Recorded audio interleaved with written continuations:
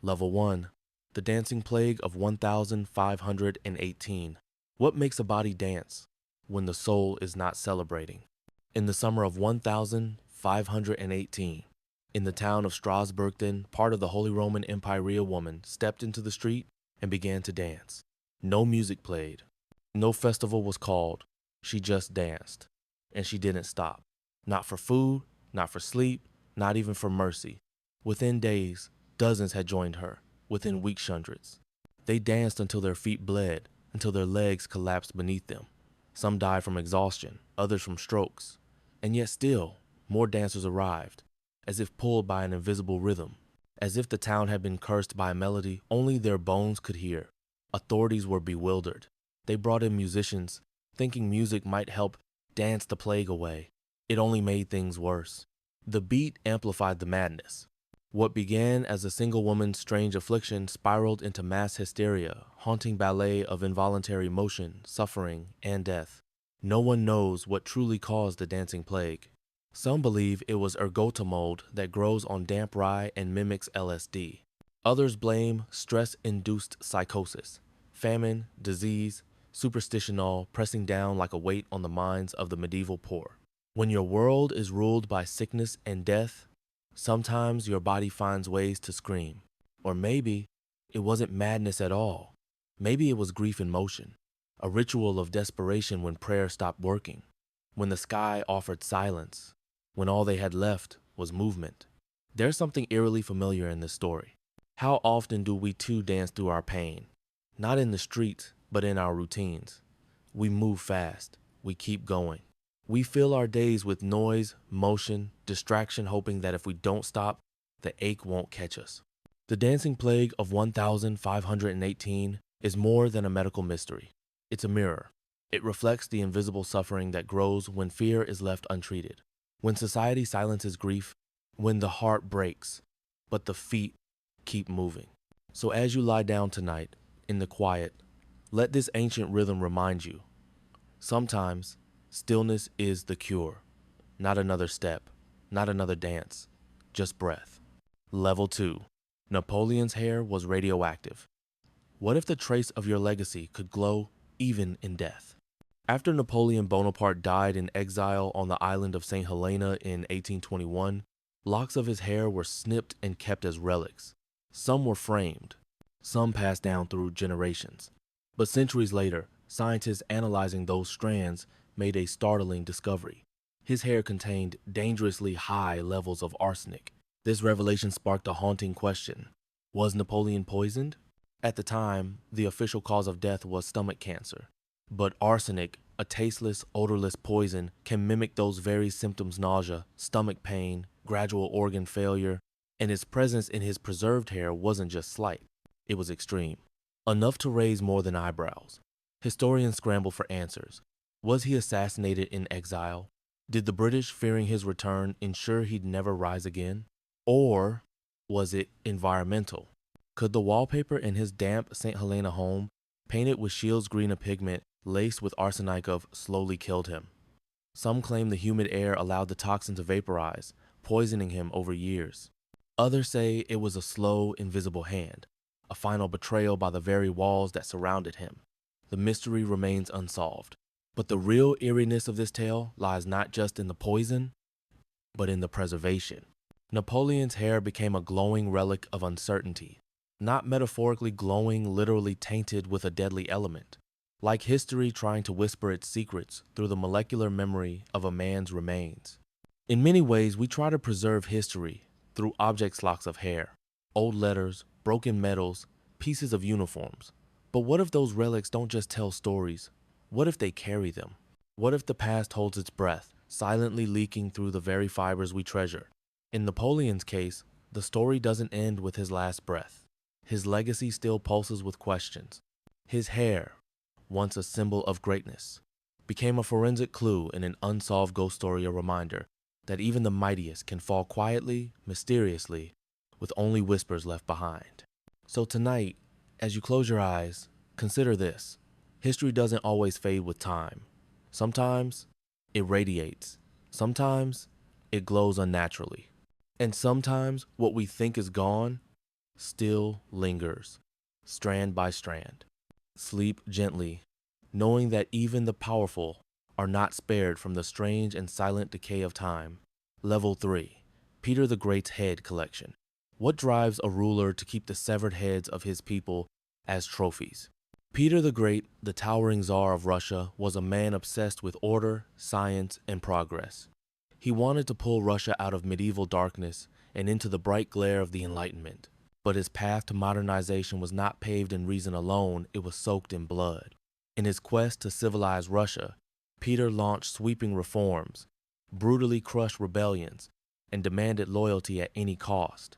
And when the Streltsah's elite royal guards revolted against him in 1698, Peter responded not with diplomacy, but with execution.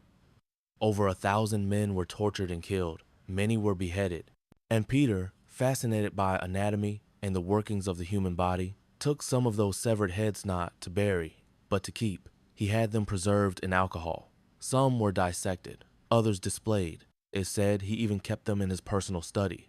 Why? Perhaps he saw them as scientific specimens, or maybe as symbols of power, constant reminders of what happens to those who defy a ruler who believes himself not just a king, but a surgeon of society. Peter's obsession with the body extended beyond punishment. He established the first anatomical museums in Russia. He forced nobles to shave their beards, dress in Western clothes, and even taxed facial hair.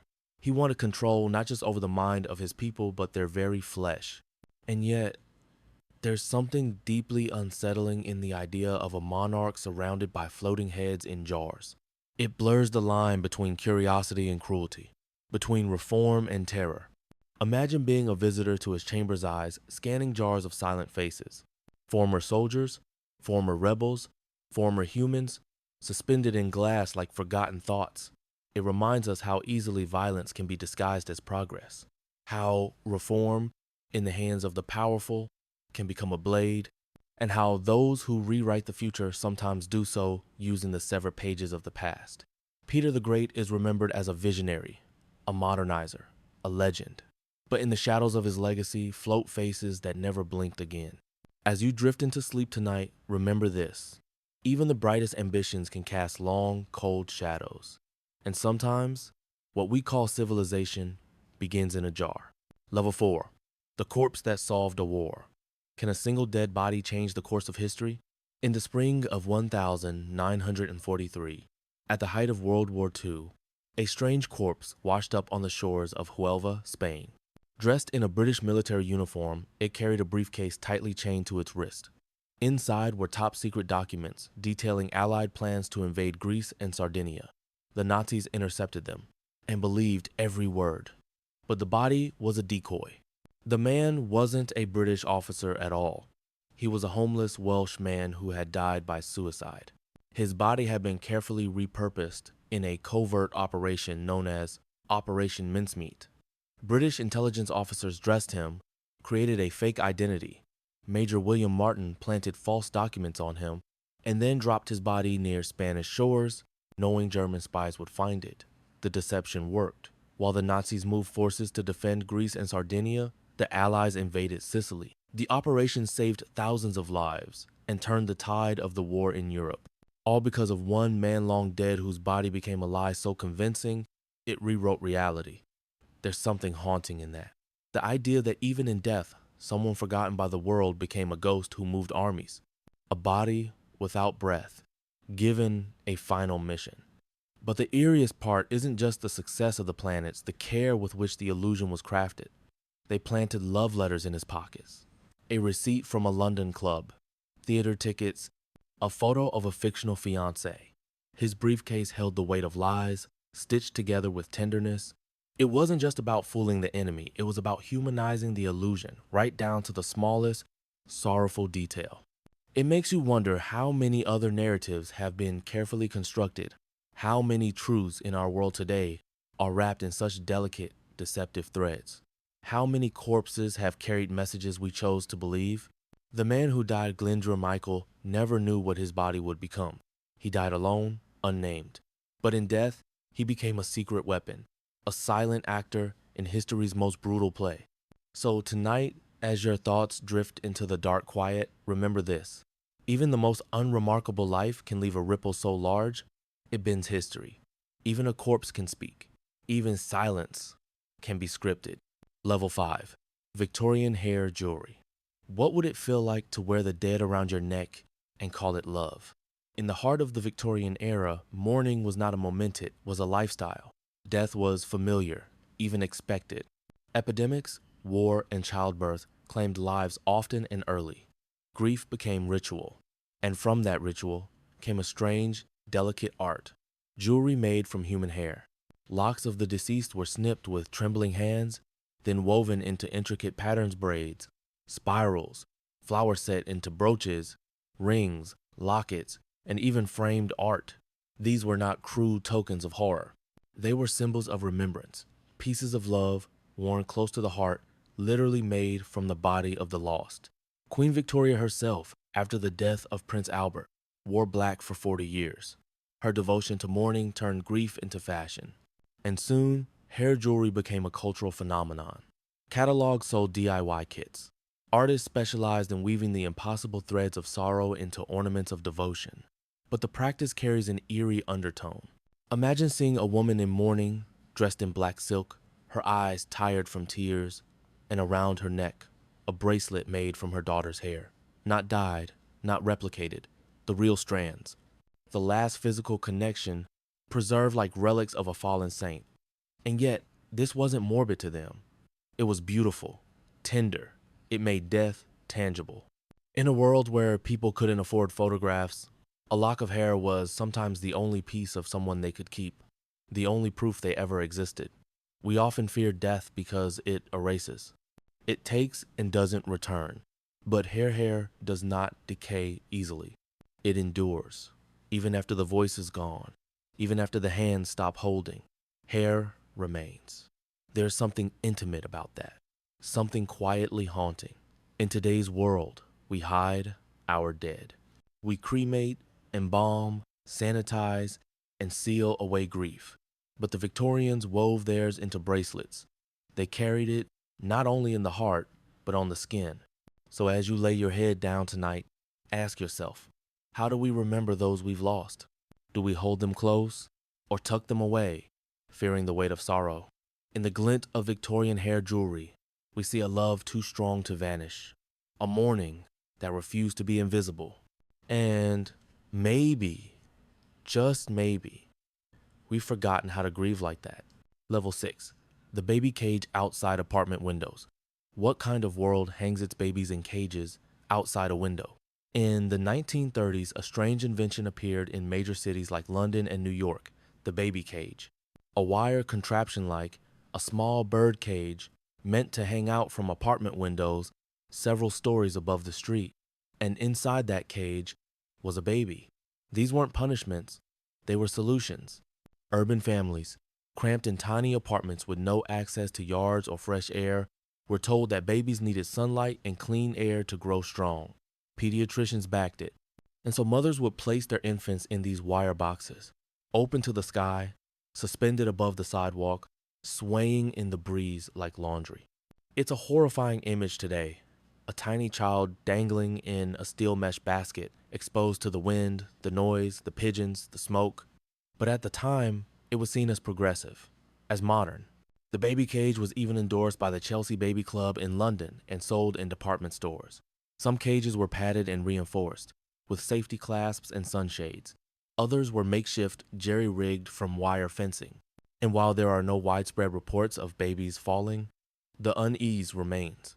Because behind the logic was a deeper, quieter truth. Modern life was becoming inhuman. Families lived like sardines in tenements.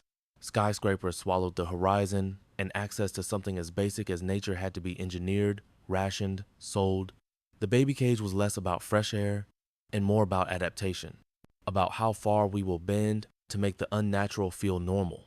And it makes you wonder, what cages have we built for ourselves? What modern structures do we now accept because we've been told they're good for us, even when they make our hearts uneasy? It's easy to laugh at the past. Add baby cages. Add arsenic wallpaper. Add bloodletting. But perhaps what's truly frightening is how often we accept the strange when it's wrapped in science or necessity. The baby cage is gone, now outlawed, forgotten, but the photograph remains. A small child, high above a city, wrapped in wire, trusting the world to hold them. As you close your eyes tonight, imagine that child, face to the sky, unaware of the drop below. There's something innocent in that, and something terrifying. Sometimes the scariest part of history is how normal it once felt. Level 7. The Pope who exhumed another Pope. What kind of madness drives a man to put a dead Pope on trial? The year was 897. Rome was in chaos, and the Catholic Church, supposedly the moral compass of the West, had turned into a stage for vengeance. At the center of this dark theater stood Pope Stephen VI, but he wasn't content with judging the living. He wanted to judge the dead. His target? Pope Formosus, his predecessor, who had already been buried for 9 months. But that didn't matter. Stephen had Formosus' corpse dug up, dressed in papal robes, and seated on a throne inside the Lateran Basilica, rotted, rigid, lifeless. Thus began what history now calls the cadaver synota trial of a corpse. In front of stunned cardinals and clergy, Pope Stephen accused the skeleton of violating canon law, of rising to power illegitimately. A deacon was assigned to speak on behalf of the dead pope like a mockery of justice. Witnesses were called, charges were read. The corpse said nothing, of course. But Stephen grew increasingly hysterical, reportedly screaming at the decayed body. His hatred so intense it transcended death. Eventually, Formosus was declared guilty. His papal garments were torn off. 3 fingers, those used for blessings, were cut off. His body was dragged through the streets and tossed into the Tiber River like trash. All of this under the holy banner of divine justice. It wasn't about religion, it was power, plain and raw. Political revenge disguised as ritual, a grotesque performance to erase a rival's legacy. But it backfired. The Roman people were horrified. Within months, Stephen VI was imprisoned and strangled in his cell. And Formosus, believe it or not, was fished out of the river and reburied with honor. The cadaver synod is not just a bizarre footnote in papal history. It's a reminder of how even sacred institutions can rot from within, of how ego, when fed by power, can twist ceremony into spectacle. And there's something deeply unsettling in the idea that death doesn't always end the conflict, that your body long after your breath can still be dragged into battles you thought you'd escaped. As you fall asleep tonight, consider this. Even the highest thrones have shadows, and even the dead are not always safe from the living. Level 8. Bloodletting as daily medicine. What if the very act meant to save you was slowly killing you? For over 2,000 years, from the days of ancient Greece to the dawn of modern medicine, one practice reigned supreme in treating illness: bloodletting. It was simple. Cut the skin, drain the blood, let the sickness leave with it. Doctors believed the human body was governed by 4 humors: blood, phlegm, black bile, and yellow bile. When these humors fell out of balance, sickness followed. And since blood was considered the most dominant, it was the first to be removed. It sounds barbaric now, but to the physicians of the past, this wasn't torture, it was science. A noble tradition, a healing rite. Patients bled for everything: headaches, fevers, sore throats, anxiety, childbirth. Some were bled with knives, others with leeches. Rich and poor alike had their veins opened in hospitals, homes, and even barbershops. The red and white pole of the barbershop still echoes this bloody legacy. George Washington, the first president of the United States, is said to have been bled for a throat infection. Nearly 5 pints of blood drained from his body. He died within hours. And yet, the practice persisted, even when patients turned pale, even when they fainted, even when they died. Because tradition, once embedded in ritual, is hard to question. What's most chilling is the trust. People handed over their bodies willingly. They believed the pain had purpose. That weakness meant healing. That suffering was part of the cure. And in a way, doesn't that still echo today? We live in a world where we chase quick fixes, where we trust authority without asking why, where outdated systems continue not because they work, but because they've always been there. Bloodletting reminds us how deeply fear can masquerade as medicine, how often our desire for answers leads us to believe in methods that offer none, and how sometimes the very systems designed to heal us carry harm in their veins. Imagine lying in a cold room centuries ago, the smell of iron in the air, the sting of a blade, the warmth draining from your body as the doctor nods with reassurance. You are healing, they say. As you drift off tonight, let this thought stay with you. History is filled with cures that wounded, with remedies more dangerous than the disease. And sometimes, the scariest part isn't the sickness. It's the hands we trust to heal us. Level 9. Presidential Mummy Parties. What happens when curiosity, power, and death come together in a single room? In the 1800s, a strange and disturbing trend swept across Europe and even reached the shores of America. Mummy unwrapping parties. Yes, real Egyptian mummies, ancient and preserved, were shipped across oceans and placed in the drawing rooms of wealthy elites to be unwrapped, like a grim kind of entertainment. Among those fascinated by the practice, presidents, aristocrats, scientists, and socialites. The mummies were bought at auctions, looted from tombs, and displayed like museum piece except these weren't artifacts, they were people. Once, fathers, mothers, priests, children. Now, they were the evening centerpiece. Guests would gather in grand halls. A medical expert, or sometimes just an amateur, would cut open the linen wrappings with silver scissors. The smell of ancient decay would rise. Dust, bones. Sometimes the skin was still intact, leathery and tight against the frame. Gasps would follow. Applause. Someone would raise a glass. It was a spectacle. Even more haunting, people would take souvenirs, amulets, hair, pieces of bandage, a finger, once. And it wasn't just for curiosity, it was for fashion. Mummy powder was crushed and used in cosmetics. Artists mixed it into paint literally called mummy brown. Some believed ground mummy cured illness. Others simply wanted to own the dead. There's a deep horror in how casually history treated these sacred remains. Tombs, once sealed for eternity, were cracked open by greed and paraded for applause. The ancient wish for peace in the afterlife was silenced by the clinking of wine glasses and polite laughter. Imagine that. Your body, meant to rest forever, ends up in a candlelit room surrounded by strangers, picked apart for amusement. It's not just about mummies. It's about how power corrupts reverence, how privilege can strip away humanity, turning someone's eternal sleep into a party trick. And presidents too were complicit. They funded expeditions, they admired the rituals. Some even kept mummies in private collections. So tonight, as you lay still in the quiet of your bed, imagine the stillness of those long dead souls, wrapped with care, buried with hope, only to be unwrapped for sport centuries later. Death is supposed to be the final boundary, but history has often ignored that line. Level 10. Beethoven's moldy skull. What secrets might still echo from a composer's decaying bones? Ludwig van Beethoven, the name, is thunderous. A man who wrote symphonies while losing his hearing, who defied fate with music that still moves the soul centuries later. But long after his final note was played, his story took a darker, stranger turn beneath the surface of the grave. Beethoven died in 1827, his body laid to rest in Vienna, but peace would not last. Over the decades, his remains were exhumed not once, but twice. Once to be moved to a more prestigious cemetery, and again to settle disputes over the authenticity of his remains. And during these exhumations, pieces went missing. His skull, cracked and deteriorated, was studied by scientists and collectors.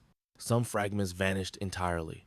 One bone fragment ended up in California, in the hands of a doctor who passed it down through generations. Another piece turned up in Vienna. Historians were left trying to piece together the puzzle of Beethoven's head, literally. More disturbing still, modern analysis of his hair and bone revealed shockingly high levels of lead enough to explain the chronic pain, stomach issues, and possibly even the deafness that haunted him. But no one is quite sure how it got there. Was it medicine? Wine stored in lead containers?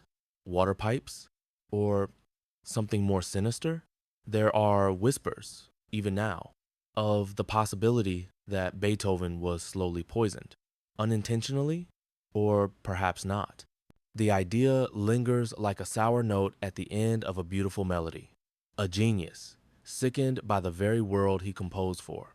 And what of the mold? When his skull was last inspected, it was decayed, discolored, covered with spots of mold like nature itself had begun to erase him. The man who conquered silence with sound, whose fingers once carved emotion into music, now lay in pieces. Fungal, fragmented, forgotten. But maybe that's what makes it all so human. Even brilliance decays. Even legends rot. Even the skull of Beethovenance holding harmony so profound, they seem divine crumbles into dust like everyone else's crossbow. So tonight, in the quiet hum of your room, imagine that silent skull, a fragment of genius, touched by time and carried across oceans. Not on a stage, not in a concert hall, but in a dusty box beneath someone's bed. We try to hold on to greatness, to preserve it, but in the end, all things go silent. Even the man who taught the world to listen. Level 11, the Egyptian mummy trade in Europe. What happens when ancient bodies become currency? In the 17th and 18th centuries, Europe developed a strange hunger knot for food, not for gold, but for mummies. Not the idea of them, not their stories, the actual physical remains. Skins wrapped in linen, bones baked by desert sands, dust of kings and priests, of mothers and children, shipped in crates across the Mediterranean like goods. Egypt's ancient dead became part of a booming trade. At first, it was medicine. Europeans believed that crushed mummy called mumia had healing powers. Apothecaries sold ground-up remains as treatment for everything from headaches to internal bleeding. The black powder of human flesh and ancient resin was consumed like a sacred cure, bought with confidence and swallowed without question. But it didn't stop there. Victorian England made it fashionable. Mummies became party favors. Rich families bought them from dealers, often looted straight from tombs. Unwrapping parties were held in parlors and lecture halls. There, under gaslight and opera glasses, linen would fall away, revealing teeth, sockets, dried skin, sometimes still a smell, sometimes jewelry hidden between ribs. The dead, unwrapped in front of laughing guests, were not mourned. They were marveled at, collected, displayed, sold, traded. The demand was so great that tombs were raided en masse. Some mummies were even faked prisoners or beggars embalmed to look ancient, passed off to Europeans desperate for a piece of the past. And then the industry turned even darker. Mummy linen, once sacred, was pulped to make paper. In 19th century America, there are records of newspapers printed on recycled mummy wrappings. Ancient word spells, prayers, poetry ground down and overwritten by ink and commerce. What does it mean when a civilization's dead are used to wrap fish, print headlines, or decorate parlors? It means the boundary between reverence and ruin had vanished. The people of the past weren't seen as ancestors. They were artifacts. Their flesh, medicine, their wrappings, novelty, their souls, forgotten. We often speak of ancient Egypt with awe, of pyramids and pharaohs, of gold masks and gods. But the truth is, we tore them apart. For profit, for prestige, for curiosity. So tonight, as you rest in the warmth of your own bed, think of those who never got to rest, shipped like cargo, consumed as cure, unwrapped in silence. The dead deserve better. But history doesn't always ask permission. Level 12, Aztec Human Sacrifice Festivals. What if your heart was the price for keeping the sun alive? In the heart of ancient Tenochtitlan where Mexico City now stands, temples once towered toward the sky, blood-streaked and echoing with drums. At their peak, the Aztecs believed that human sacrifice wasn't just sacred, it was necessary. Without it, the world would crumble, the sun would die, the gods would abandon mankind. And so, the festivals began. Massive ceremonies were held to honor deities like Huitzilopochtli, god of the sun and war.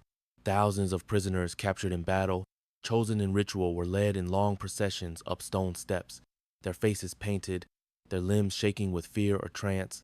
At the top stood priests, armed with obsidian blades, sharp as glass and just as unforgiving.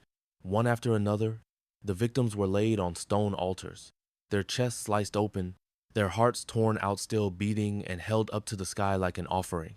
Blood flowed down the temple steps, sometimes so much that the base became slick, and the scent filled the air for miles. And this wasn't hidden. It was spectacle. These were public acts of cosmic duty. The sacrifices were not seen as evil, but honorable feeding the gods to keep the universe in motion. The Aztecs believed they lived in the fifth Santa, fifth version of reality, and without constant blood, this sun would fall like the others before it. During the festival of Tlacoxi-Pehualizli, captives were dressed like gods and then killed in gladiatorial games, flayed, or paraded before execution. Their skins were worn by priests believed to possess divine power as they decayed. It sounds barbaric now, but in their world, it was sacred mathematics. Blood in exchange for balance, death as currency for life. And yet, beneath the religion lies something deeper, something universal. The Aztecs weren't the only ones to kill in the name of survival. Today, we sacrifice differently: time, energy, youth, even others on altars of profit, of politics, of pride. We do it with contracts instead of knives, with silence instead of drums. The rituals have changed. The instinct remains. So as you lie beneath the quiet ceiling of your own world, imagine a city where every sunrise came at the cost of a heart, where belief was soaked in blood, and where God smiled only when mortals screamed. Not all sacrifices are seen, but all leave a shadow. Level 13, the medieval sign eater tradition. Can a piece of bread really carry the weight of a soul? In the shadowy corners of medieval Britain and Wales, a strange and somber figure once walked the edge of death and Salvation the sign eater. He was not a priest, not a doctor, not even truly welcomed. He arrived only when death had taken someone and the family feared the soul's journey. His job was simple and deeply unsettling. The deceased would be laid out in their home.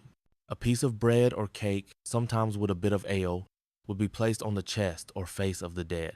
It was believed that their sinister lies, the betrayals, the broken vows would rise from the body and enter the food.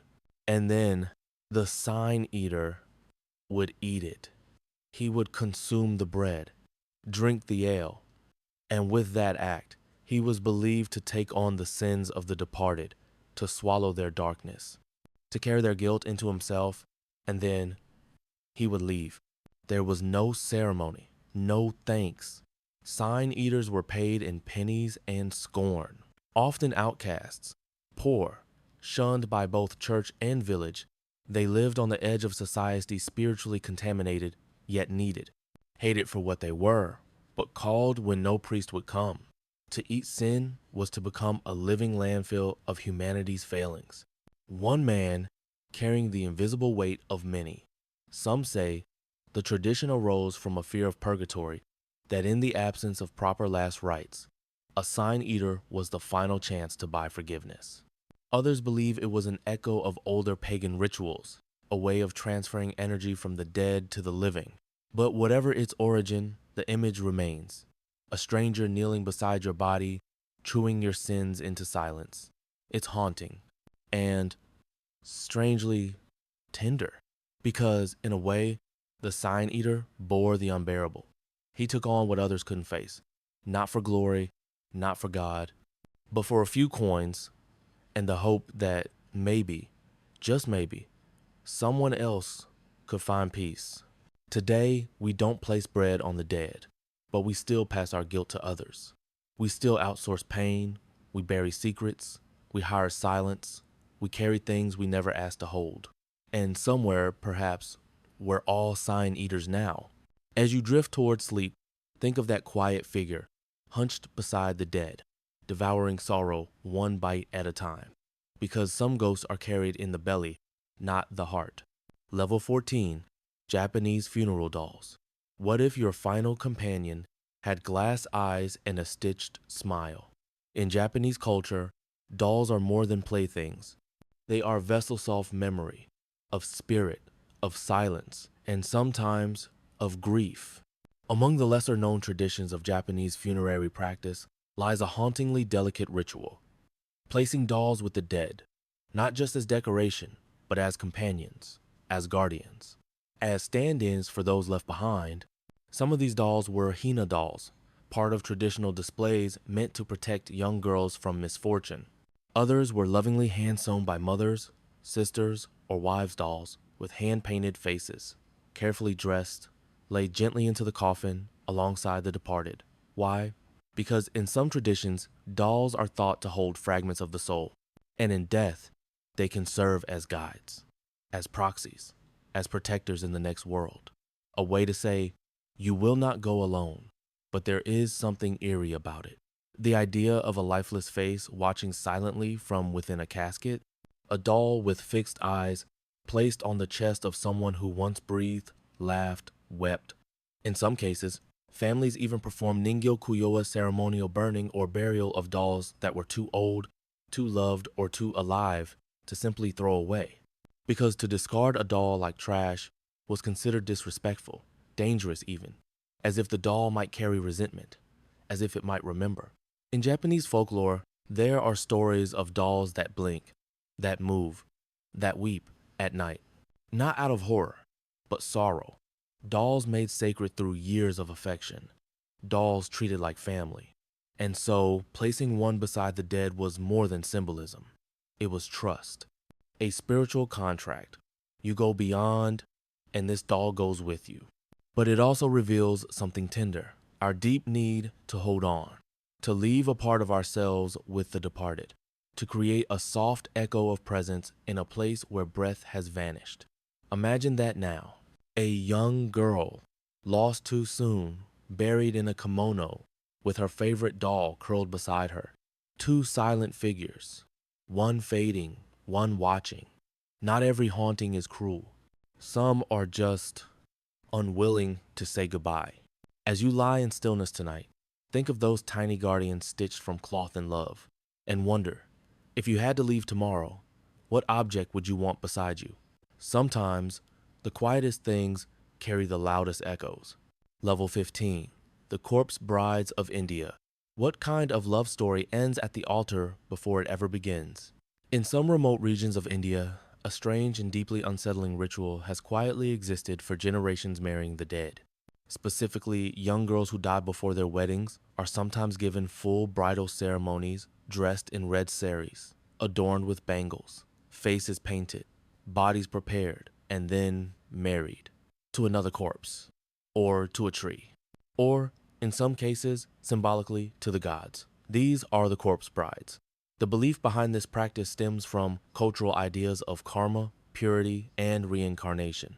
Dying unmarried, some believe, leaves the soul restless. A life left incomplete, a spirit without resolution.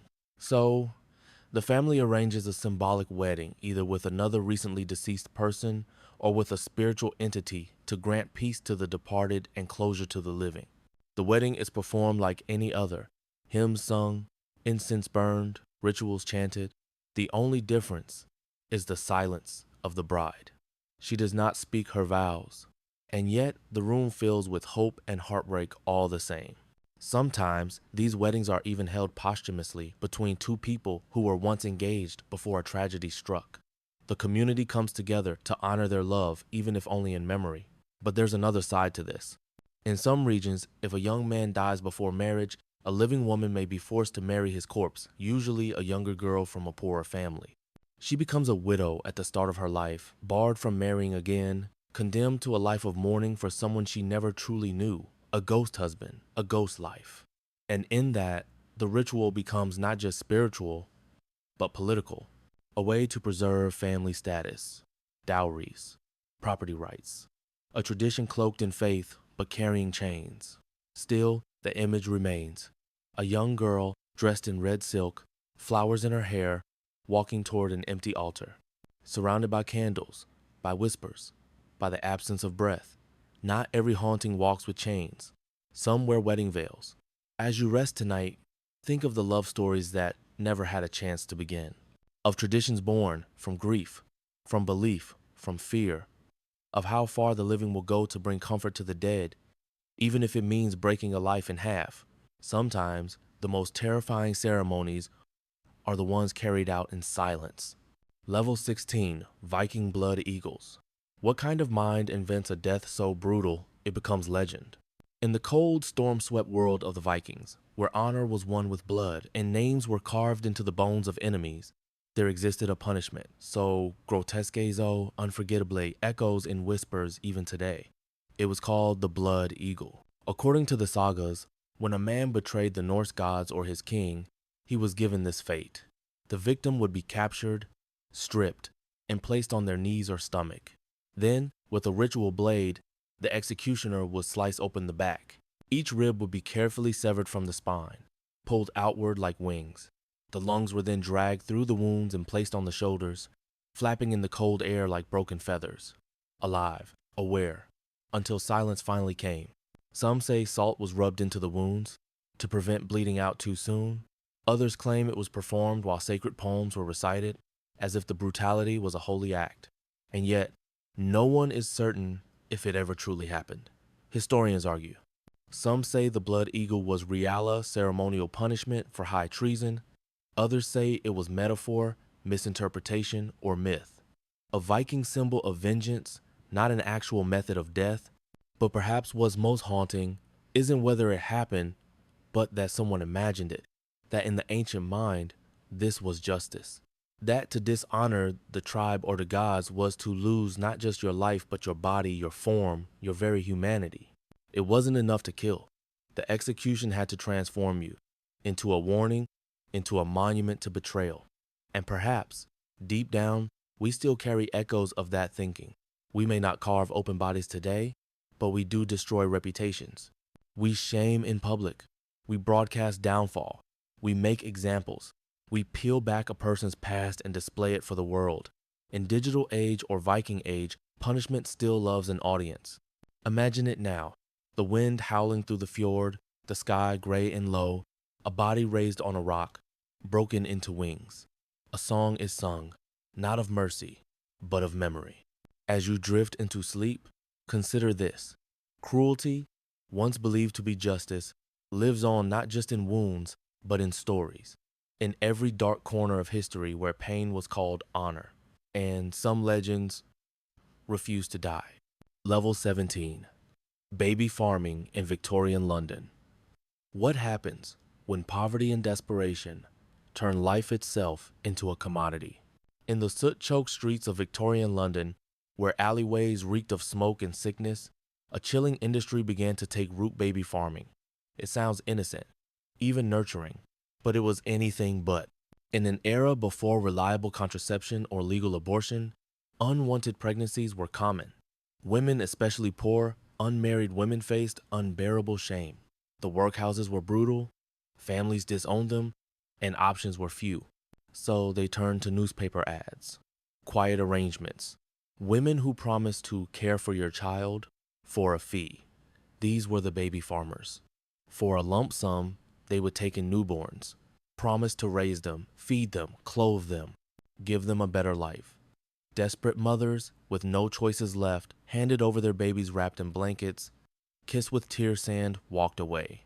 But in the darkest corners of this trade, something far worse was happening. To maximize profit, many baby farmers accepted dozens of infants with no intention of care. They starved them, drugged them with opium-laced soothing syrups to keep them quiet. Some were smothered outright. Others simply disappeared. No questions were asked. No follow-up came. The babies were often too young to be traced. No birth certificates. No names. Just shadows.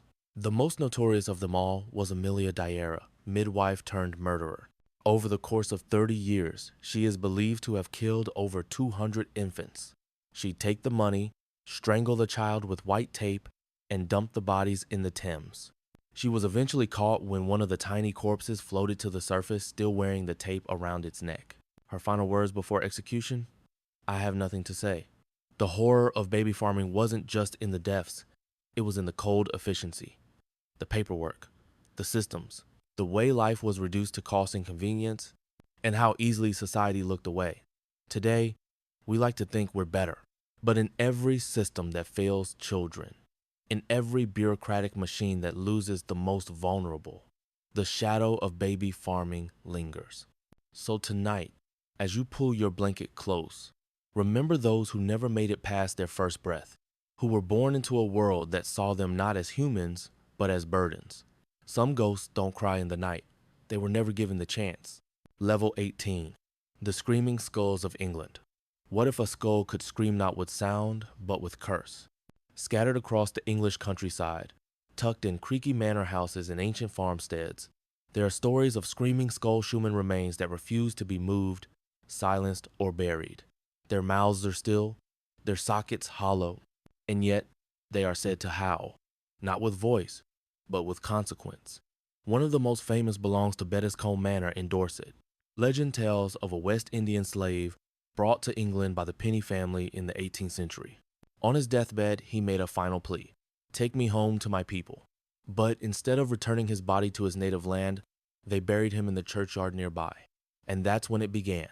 The winds screamed, windows shattered, animals grew frantic, family members fell ill, the coffin was unearthed, the body exhumed, and eventually the skull was placed in the attic of the house. The disturbances ceased, and from that day on, it was said, the skull must never be moved. Other skulls, too, have their own shrines. In Yorkshire, in Derbyshire, in Staffordshire, always the same warning disturbs the skull, and the dead will not rest. Some say these stories began as attempts to explain strange sounds in old houses. Others believe they were warnings, superstitions to keep trespassers away. But what's most unsettling is not the skull itself, it's the reverence around it, the fear, the way entire families built their lives around a single bone. Skull sante tossed into ossuaries, displayed in cathedrals, used in art were suddenly sacred again, not for science, not for beauty, but because of their wrath. And what does that say about us? That we understand, somewhere deep in our marrow, that death remembers, that disrespect leaves a stain, that sometimes the quietest relics of the dead are the ones most alive with warning. We fear the scream, but we fear the reason for the scream even more. Imagine now a lonely house in the hills. A fireplace flickers, footsteps echo on wooden floors, and in a box above the rafters, a skull sits grinning, waiting. Because someone broke a promise, and bones never forget. As you close your eyes tonight, ask yourself, what would your remains demand? Silence, return, reverence? Some say ghosts moan, others say they rattle chains. But in England, they scream. Level 19. Chinese ghost marriages. Can love truly exist between two souls who never met in life? In rural parts of China, even today, an ancient and haunting tradition continues in secret shadows ghost marriages. A practice where the dead are married to the dead, or sometimes the dead to the living. The origins trace back to the Han Dynasty, over 2,000 years ago. The belief that if someone, especially a Mandate unmarried, his soul would be lonely in the afterlife, incomplete, restless, without a wife to accompany him into the spirit world, he might become a hungry ghost, wandering, unfulfilled. To prevent this, families would search for a suitable bride often, a woman who had also passed away unmarried. Matchmakers specialized in this ritual. If no deceased bride could be found, a living woman might be chosen. And in a surreal ceremony, she would marry a man she would never meet, her husband, already in the grave. The rituals mimic the living: wedding dresses, banquets, incense, offerings, paper effigies of furniture, servants, even entire homes are burned sent to the afterlife for the couple's new beginning. Red silk binds the coffins. Sometimes, the bodies are even exhumed and buried side by side. But beneath the surface of tradition lies something more chilling. As the practice continued, a black market emerged. Corpses, particularly of young women, became valuable. In some horrifying cases, graves were robbed, bodies stolen, women murdered, all to supply grieving families seeking a bride for their dead sons. Police in rural China have uncovered rings, trafficking human remains selling skeletons for spirit weddings. What began as a ritual of honor became commerce.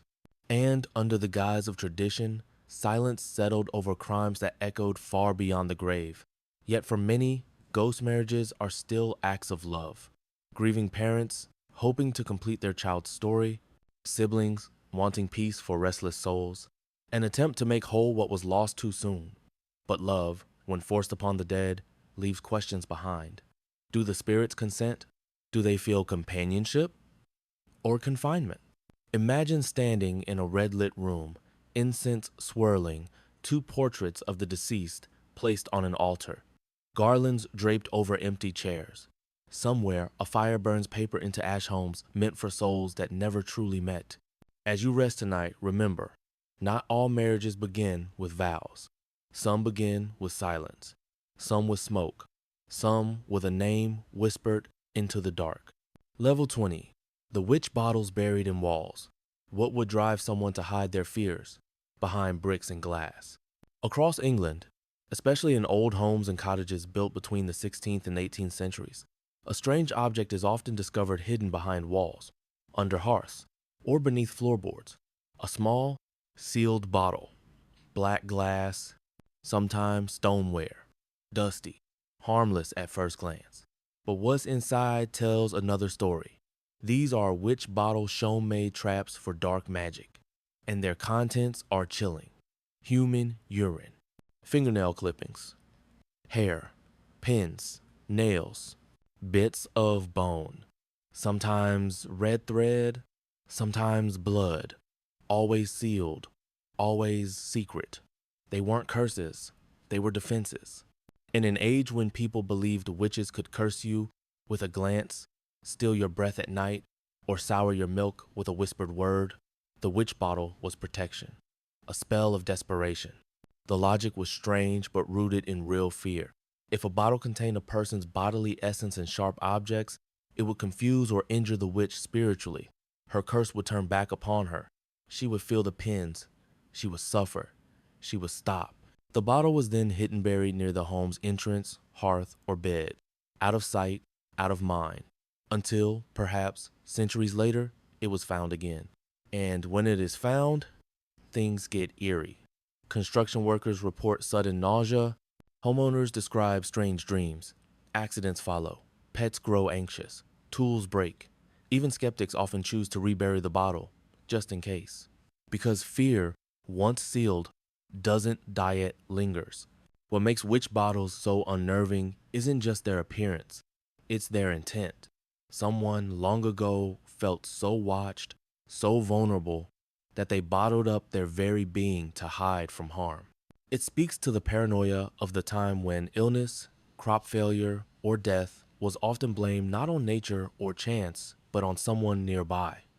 A neighbor, a widow, a woman with too many cats, and not enough children. And so bottles were made. It's easy to laugh at such superstition now, but even today, don't we still make our own witch bottles? Locks, passwords, salt over shoulders. We cling to symbols, routines, small rituals meant to protect us from the unseen. Imagine the bottle in the wall undisturbed for 300 years, waiting, watching, a silent scream hidden in glass. As you drift into sleep tonight, ask yourself, what fears have we buried? And are they really gone? Or just waiting to be uncorked? Level 21, Nazi twin experiments. What happens when science loses its soul? In the icy corridors of Auschwitz, beneath the chimneys and behind barbed wire, a doctor walked with a notebook and a scalpel. His name was Joseph Mengele, a man who came to be known not for healing but for horror, the angel of death. Among his many victims, he was obsessed with one group above all, twins. He believed that by studying identical twins, comparing their bodies, their reactions, their genetics, she could unlock the secrets of heredity, of perfection, of how to multiply the so-called Aryan race. But his science was twisted by ideology, and what followed were experiments that barely whisper the word human. Twins were ripped from their parents, told they were special, placed in separate barracks, given extra food, promised safety. Then the procedures began. Blood transfusions between siblings, injections of chemicals into their eyes to try and change their color, limbs removed from one twin to compare healing, organs removed.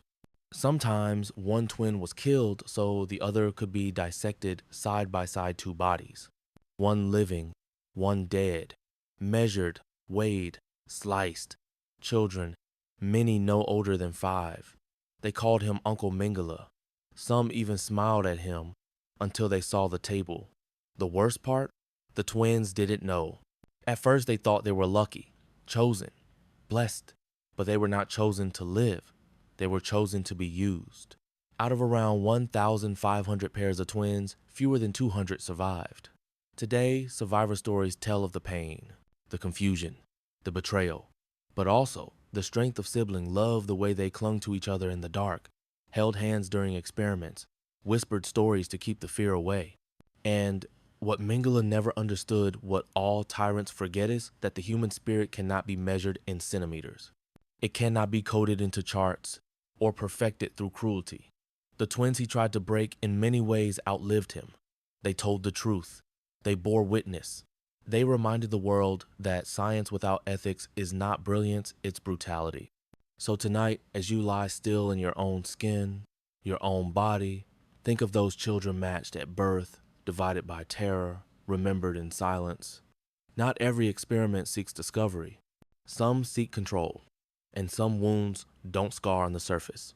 They live in memory, and memory never forgets. Level 22, the Tuskegee Syphilis Study. What if the people sworn to heal you chose to watch you suffer instead? From 1932 to 1972, in Macon County, Alabama, hundreds of poor African-American men were enrolled in what they were told was a medical study on bad blood. They were promised free health care, meals, and burial insurance. They believed they were being treated, but the truth was much darker. The Tuskegee Syphilis Study, run by the U.S. Public Health Service, deliberately withheld treatment from over 600 men, 399 of whom had syphilisto observed the natural course of the disease. These men were never told their diagnosis, never given penicillin when it became the standard cure in the 1940s. Instead, they were watched, tracked, and studied as their bodies broke down. Syphilis is a brutal disease. Left untreated, it leads to blindness, insanity, heart failure, and slow, irreversible death. And the researchers knew this. But still they chose silence over mercy, observation over care. Some of the men went blind, some lost their minds, many died, wives were infected, children were born with congenital syphilis. Entire families suffered, generation after generation, all in the name of data. The most chilling part? This was not the work of a mad scientist in secret. This was government approved, publicly funded, and carried out in broad daylight. For 40 years, doctors in white coats smiled and reassured. Nurses held hands, and all the while, death crept forward not by neglect, but by design. The study only ended in 1972 when a whistleblower leaked the truth to the press. Public outrage exploded. Lawsuits followed. The government eventually paid damages, but no one was criminally charged. No one truly atoned. In 1997, President Bill Clinton issued a formal apology saying, "What was done cannot be undone, but we can end the silence." And yet, silence still lingers. The Tuskegee study is more than a historical horror. It is a wound that shaped generations of mistrust between Black communities and medical institutions. A scar that still explains, in part, why some people hesitate to seek care, to trust doctors, to believe in white coats, because history has shown that sometimes the cure is withheld on purpose. So tonight, as you fall asleep in comfort, remember those who trusted, who sat in waiting rooms, who held out their arms and believed they were being helped, only to be watched as they fell. Level 23, Soviet Dog, Head Resurrection Attempts. What happens when the thirst to conquer death becomes cruelty in disguise? In the cold shadows of post-war Soviet science, where ambition often outpaced ethics, one of the most unsettling experiments in modern history unfolded not in secret dungeons, but on stages and screens, presented as progress. In the 1940s, a Soviet scientist named Sergei Brukhonenko claimed he had created a machine that could bring life back. It was called the Autojectora crude heart-lung machine, designed to circulate blood through a body even after death. To demonstrate its power, Brukhonenko turned to dogs, specifically their severed heads. In grainy black and white footage, the camera shows what looks like an ordinary table. On it lies a dog's head detached from its body, hooked up to tubes, connected to the machine. The head appears alert, its tongue lolls, its eyes blink, it flinches when touched, it licks its lips when fed. And it's horrifying, because it's not magic, it's biology, electricity, and desperation, and it worked at least for a short time. Rukoneko filmed these demonstrations and toured them across scientific communities, showing off his triumph, life from death. He went on to publish papers, earn awards, and inspire a generation of Soviet physiologists. His ultimate dream was to achieve full-body organ transplants, and in the minds of Soviet leaders, it wasn't far-fetched. After all, if you could keep a head alive, why not reattach it? Later reports suggested other horrifying experiments dogs with their circulatory systems swapped, multiple animals stitched together, even early attempts at cross-species hybrids. All in the name of progress, all in service of the dream, to cheat death. But the real nightmare wasn't just the act, it was the applause that followed. These weren't secret crimes. They were celebrated, shown in films, used to demonstrate Soviet superiority. Proof that they, unlike the West, were unafraid to push boundaries. But at what cost? The dogs couldn't speak. They couldn't scream. But their blinking eyes seemed to ask one question: why? Today, the footage still exists. You can watch it. You can see the moment science forgets mercy. The moment life becomes experiment. The moment the line between curiosity and cruelty dissolves. So as you close your eyes tonight, imagine that lifeless face brought back. Not for love, not for joy, but for spectacle. Sometimes the future isn't bright. Sometimes it breathes in silence. Level 24, Project MK Ultra. What if your thoughts were not your own? In the depths of Cold War paranoia, beneath the polished halls of the CIA, a secret program took root that aimed not to fight wars with guns, but with the human mind itself. It was called Project MK Ultra, and it would become one of the most disturbing psychological experiments in American history.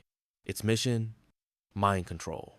The CIA believed that if they could manipulate thought, bend a person's will, erase memory, implant suggestion, they could create the ultimate weapon, a programmable human, a puppet with no strings, an assassin who wouldn't even know they were one. And so, they turned to science, to psychiatry, to drugs, across hospitals, prisons, universities, and even unwitting communities. Experiments were launched, many without consent. People were dosed with LSD, sometimes for days at a time. Some were kept in isolation, others were subjected to electroshock, hypnosis, and sensory deprivation. One man, a CIA employee, was unknowingly slipped LSD at a retreat. 9 days later, he jumped out of a hotel window. His death was ruled suicide. Decades later, questions still linger about what he might have seen, what he might have remembered before he fell. In Canadian hospitals, entire patients, many of them women struggling with depression or anxiety, were put into comas, given daily electroshock, and had tapes played on loop to erase and rebuild their personalities. They were told it was therapy. Some never fully recovered. The files were vast. Thousands of documents, dozens of front organizations, an entire maze of deception, funded and protected by the US government. And the most chilling part, no one was held accountable. When MK Ultra was exposed in the 1970s during congressional hearings, much of the evidence had already been destroyed. Victims were dismissed, whistleblowers ignored. The official line was that the program failed. But the question remains, what, if anything, actually succeeded? MK Ultra wasn't science fiction. It was real. It happened in daylight.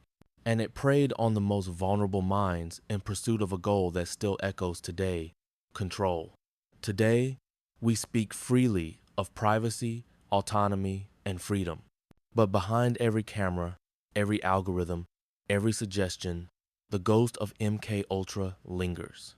So as you lay in bed tonight, ask yourself, how do you know your thoughts are truly yours? And more importantly, who might be testing you without your permission? Level 25, the Radium Girl's Glowing Graves. What if your job made you shine even after death? In the 1910s and 1920s, young women across America were hired for what seemed like a dream job painting watch dials. The work was clean, elegant, and paid well. And best of all, they were working with something magical: radium, a newly discovered element that glowed in the dark. The girls nicknamed the Radium Girls were told it was safe, even healthy. Advertisements claimed radium boosted vitality. Some people drank it in tonics. And so the women dipped their brushes in the glowing paint, shaped the tips with their lips, and traced delicate numbers on clock faces. Lip, dip, paint, over and over, hundreds of times a day. The radium tasted slightly sweet. The girls joked about it, painted their nails with it, dusted it on their teeth. They laughed as their clothes glowed softly in the dark. They walked home shimmering like stars, but the glow was death. Radium, once inside the body, settles in the bones. It mimics calcium, but it doesn't build, it destroys. The girls began to fall ill. First, loose teeth, then aching jaws, then horrific pain. Their bones weakened. Their faces collapsed. Their bodies literally rotted from the inside. Doctors didn't know what to make of it. Employers denied responsibility. Some accused the girls of having syphilis to shame and discredit them. But a few of the women fought back. They sued. They testified. One girl, Catherine Donahue, was so sick she had to give her court deposition from her deathbed. Another, Grace Fryer, refused to be silenced and helped bring national attention to the tragedy. The case changed labor laws forever. It led to the creation of safety standards for radioactive materials. But for many, it came too late. Some of the Radium Girls were buried in lead-lined coffins. And today, over 100 years later, their bones still glow. With the right Geiger counter, you can walk through certain cemeteries and hear the soft, rhythmic ticking of radioactivity long after their laughter faded. It's a story of beauty turned to poison, of trust betrayed, of how something marketed as wonder became a weapon inside the body. So tonight, as you sleep in the safety of the dark, remember those who glowed, not because they wanted to, but because no one told them not to. And sometimes, the brightest light comes from the deepest injustice. Level 26. Human zoos in Europe. What if your very existence was once an exhibit? In the late 19th and early 20th centuries, as Europe expanded its empires across Asia, Africa, and the Pacific, a disturbing trend swept through its grand cities: human zoos. Yes, actual zoos. But instead of animals, the exhibits featured people: men, women, children. Entire villages were reconstructed in parks, museums, and world fairs. Bamboo huts, cooking fires, tribal drums, carefully staged backdrops meant to simulate primitive life. And inside these manufactured scenes, indigenous people were displayed like curiosities. They were made to perform rituals, cook food, dance, day after day, hour after hour, behind ropes, behind glass, watched by strangers in Paris, London, Berlin, and Brussels. These so-called ethnological exhibitions drew massive crowds. Millions attended. School groups were brought to observe. Newspapers called it educational. The public called it entertainment. But at the heart of it was dehumanization. The message was clear. These people were not us. They were other, wild, exotic, inferior. One of the most tragic stories is that of Ota Benga, a Congolese man who was exhibited in the Bronx Zoo in 1906 in the Ape House, no less. Crowds gathered to gawk at him. He was handed bones to play with, smiled at with pity, laughed at with ignorance. He was 23 years old. After public outcry, mostly from black ministers, he was released. But the trauma endured. He struggled to adapt to life in America. In 1916, he shot himself in the heart with a borrowed gun. His body was buried, but his dignity had long been taken. And he wasn't alone. Countless others were shipped across oceans, removed from families, languages, and homes, and paraded for profit. Many never returned. Some died abroad. Others were simply forgotten. We like to believe we've evolved, that we no longer put people in cages. But the legacy of the human zoo lingers in the way we frame difference, in the ways we consume culture without understanding it, in the subtle belief that advancement belongs only to certain faces.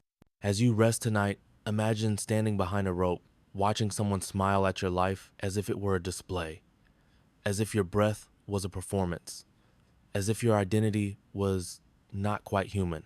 The past doesn't just haunt us, sometimes it stares back.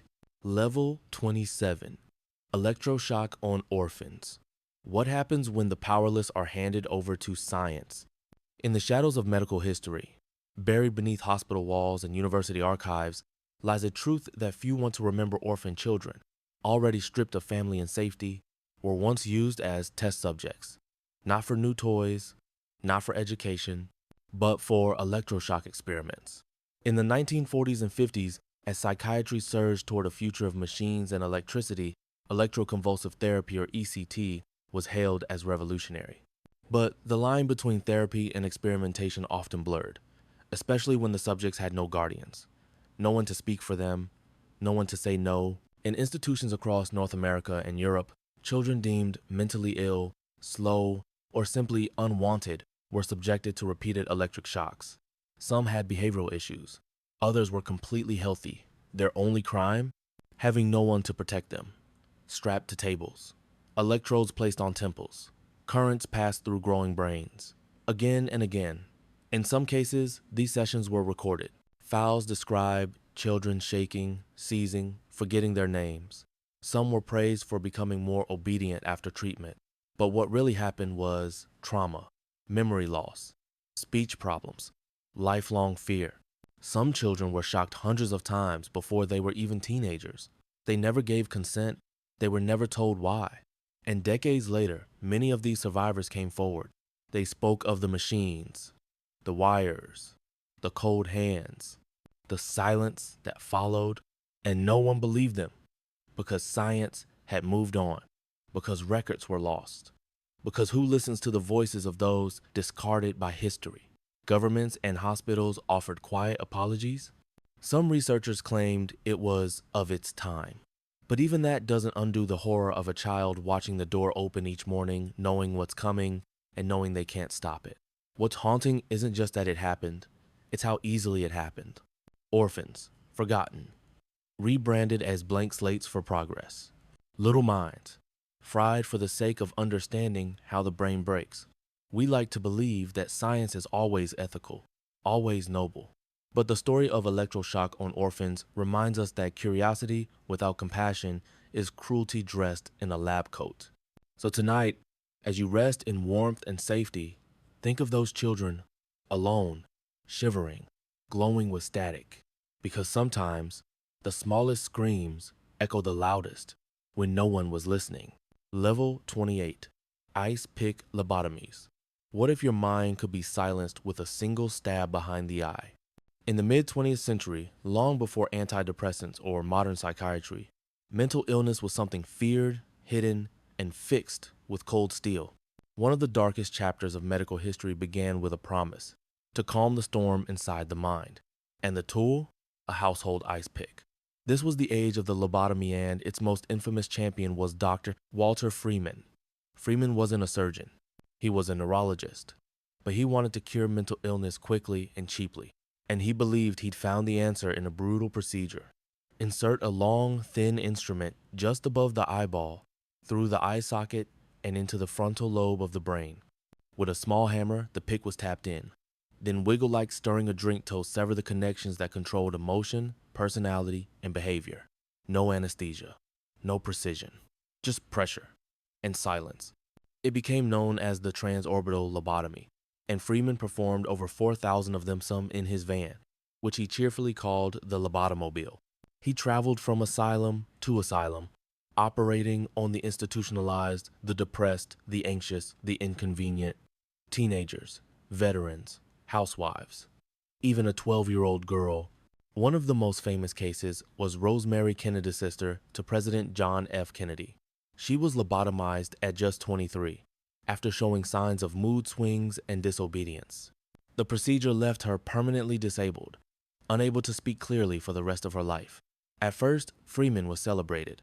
Lobotomies were called miracles, hospitals emptied, awards were given, but slowly, the truth unraveled. The patients weren't cured, they were quieted. Yes, some no longer screamed, no longer cried, but they also no longer laughed, dreamed, or recognized their loved ones. They became shadows, calm, obedient, hollow. Eventually, The medical community turned against Freeman. His license was revoked, but the damage had been done. Thousands of people, many of them never truly ill, were left broken in the name of convenience. Because that's what the ice pick lobotomy really was, an erasure. Not of illness, but of personality, of spirit. Imagine someone reaching behind your eyes and turning off the parts of you that felt too much. Now imagine calling it progress. So tonight, as your thoughts drift freely, untouched and unbroken, remember those who were silenced not by disease, but by the hands that claimed to heal them. Sometimes mercy wears a white coat, and sometimes it carries a pick. Level 29. Babies trained to never cry. What if silence wasn't safety, but survival? In the grim realities of war and persecution, sometimes even the sound of a baby's cry could mean death. And so, in some of the darkest corners of human history, a chilling strategy was born, training infants not to cry. It sounds impossible. It sounds inhuman. But during the Holocaust, in hiding places across European attics, cellars, false walls, Jewish families risked everything to remain unseen. Whole families lived in silence for months, sometimes years. And when a baby was born in hiding, there was no room for sound, no cries, no whimpers, no warning. Some mothers stuffed cloth between the walls to muffle every breath. Some held their child to their chest, rocking endlessly, sweating with fear that a single sound might betray them all.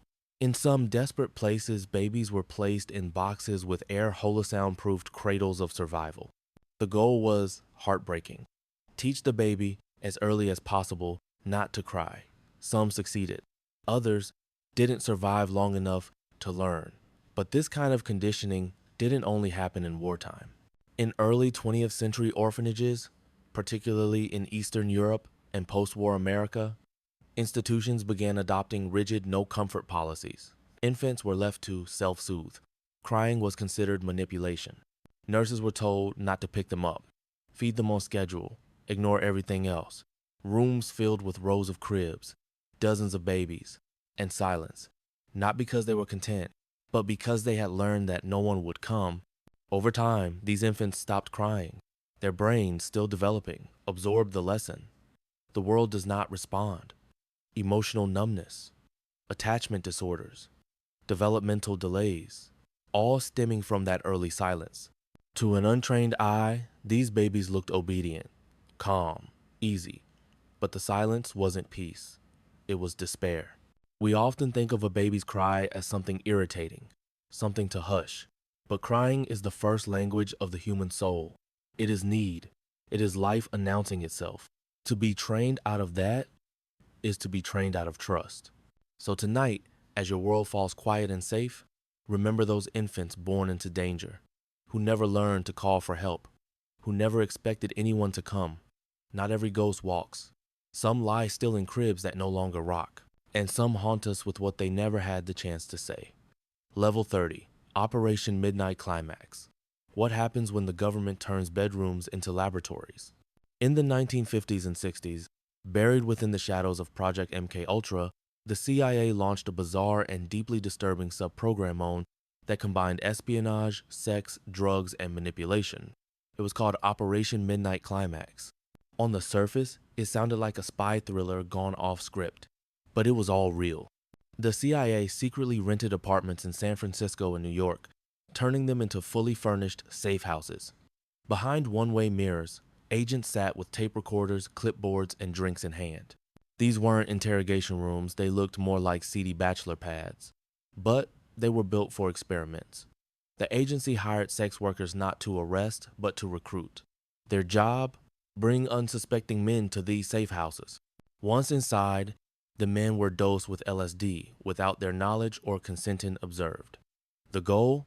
To study the effects of drugs on decision-making, vulnerability, and truth extraction during sexual activity. The agents behind the glass took notes. Sometimes they filmed, sometimes they just laughed. They weren't scientists.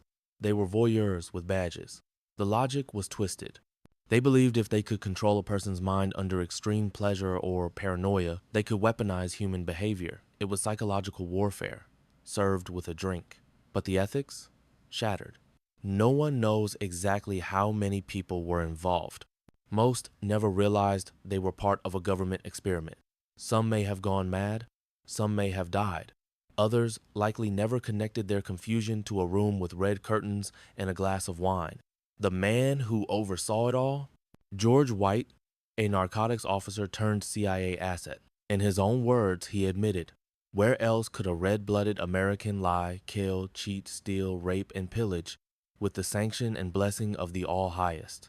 Yes, he wrote that. Operation Midnight Climax continued for over a decade. When it was finally exposed in the 1970s, the shock was immediate, but consequences were few. The files were mostly destroyed. Apologies? Rare. Justice? Never. What's chilling isn't just what they did, but what they learned. That people, under the right conditions, can be broken quietly, without force, without cages, just by bending reality a little at a time. So tonight, as you lock your doors and trust your senses, ask yourself, how real is your reality? Because once upon a time, the government tested that too. Level 31, the Dybbuk box. Can a box trap a spirit, or just the belief in one? Among all the haunted objects whispered about in the dim corners of the internet, few have stirred as much unease as the Dybbuk boxa small wooden wine cabinet said to be cursed, possessed, and dangerously alive with something old and malevolent. The story begins with a Jewish woman who survived the Holocaust. She fled to America, bringing with her this curious cabinet. When she died, it was sold at auction, eventually landing in the hands of a man named Kevin Mannis in 2001. What followed became legend. Mannis claimed the box caused hallucinations, nightmares, unexplained odors, and physical illness. Visitors felt sudden dread. Lights flickered. The cabinet would open by itself. Inside, they found odd relics: a lock of hair tied with string, a candlestick, a small goblet, and a granite slab etched with Hebrew letters. It felt more like an altar than a box. He did some digging and found the term Dybbuk, a spirit in Jewish folklore. Not a ghost, not a demon, but a restless soul, unable to find peace, clinging to the living to resolve unfinished business, often angry, always unwanted. Fearing the entity inside, Mannis tried to give it away. But each new owner reported misfortune. One developed serious health issues. Another was plagued with nightmares of a hag-like figure. Even Zach Bagans, host of Ghost Adventures, eventually acquired the box and claimed it nearly ruined his life. Rapper Post Malone, after touching it briefly, survived a car crash and a plane malfunction in the same month. Coincidence? Maybe. Skeptics argue the box's story is self-made myth, a viral creepypasta born in the age of eBay and paranormal television. There's no historical proof the box is ancient, no record of the Dybbuk being bound to containers in this way, but belief is its own kind of spirit. What gives the Dybbuk box power may not be what's inside, but what we bring to it: our fear, our guilt, our imagination, the ancient terror that some objects hold more than memories, and still it remains locked, sealed in a clear case. Not because it's proven haunted, but because no one is brave or foolish enough to prove otherwise. So tonight, as your room goes still and the shadows soften, remember, some boxes should stay closed, not because they contain evil, but because they contain a mirror. And what you see inside might just be your own fear, staring back. Level 32, the Hope Diamond Curse. What if beauty wasn't a blessing, but a sentence? We often see diamonds as symbols of power, wealth, and eternal love. But some stones carry more than sparkle. Some carry a legacy of death, madness, and misfortune. And none more so than the infamous Hope Diamond, a gem so dazzling and so feared, it's whispered to be cursed. Weighing over 45 carats, the Hope Diamond glows with a deep, hypnotic blue, a rare hue, almost otherworldly. Its journey began in the 1600s, when a French merchant named Jean-Baptiste Tavernier acquired the original uncut gem in India. Legend says it was stolen from the eye of a Hindu idola blasphemous act that doomed all who touched it. Tavernier himself died of fever or was torn apart by wolves, depending on which tale you believe. The diamond passed into the hands of King Louis XIV. He had it recut and named it the French Blue. Soon after, the king's children died young. His court was plagued with scandal. His great-grandson, Louis XVI, and his queen, Marie Antoinette, were both executed by guillotine during the French Revolution. The diamond vanished during the chaos. Decades later, it resurfaced in England smaller, but unmistakable. Now renamed the Hope Diamond after its new owner, it passed through the hands of bankers, aristocrats, and jewelers. Many suffered financial ruin. Some went mad. Several died mysteriously. Evelyn Walsh McLean, a rich American socialite, wore the diamond regularly. During her ownership, her son was killed in a car crash, her daughter died of a drug overdose, and her husband was institutionalized. She called it my unlucky charm. After her death, the diamond was sold to settle debts and eventually donated to the Smithsonian Museum, where it remains today. It's protected by bulletproof glass, admired by millions. Safe, or so we believe. Skeptics say the curse is just coincidence, that death follows the rich as often as the poor. But it's not the statistics that disturb us. It's the pattern, the chain, the poetic precision of misfortune, echoing through time. Because deep down, we want to believe that beauty comes with a price, that greed leaves fingerprints, that some treasures are better left buried. So as you sleep tonight, imagine the cold weight of a jewel pressing against your skin, brilliant, ancient, and waiting. Not every curse screams, some simply shimmer. And sometimes, the loveliest things in the world hide the deepest shadows. Level 33.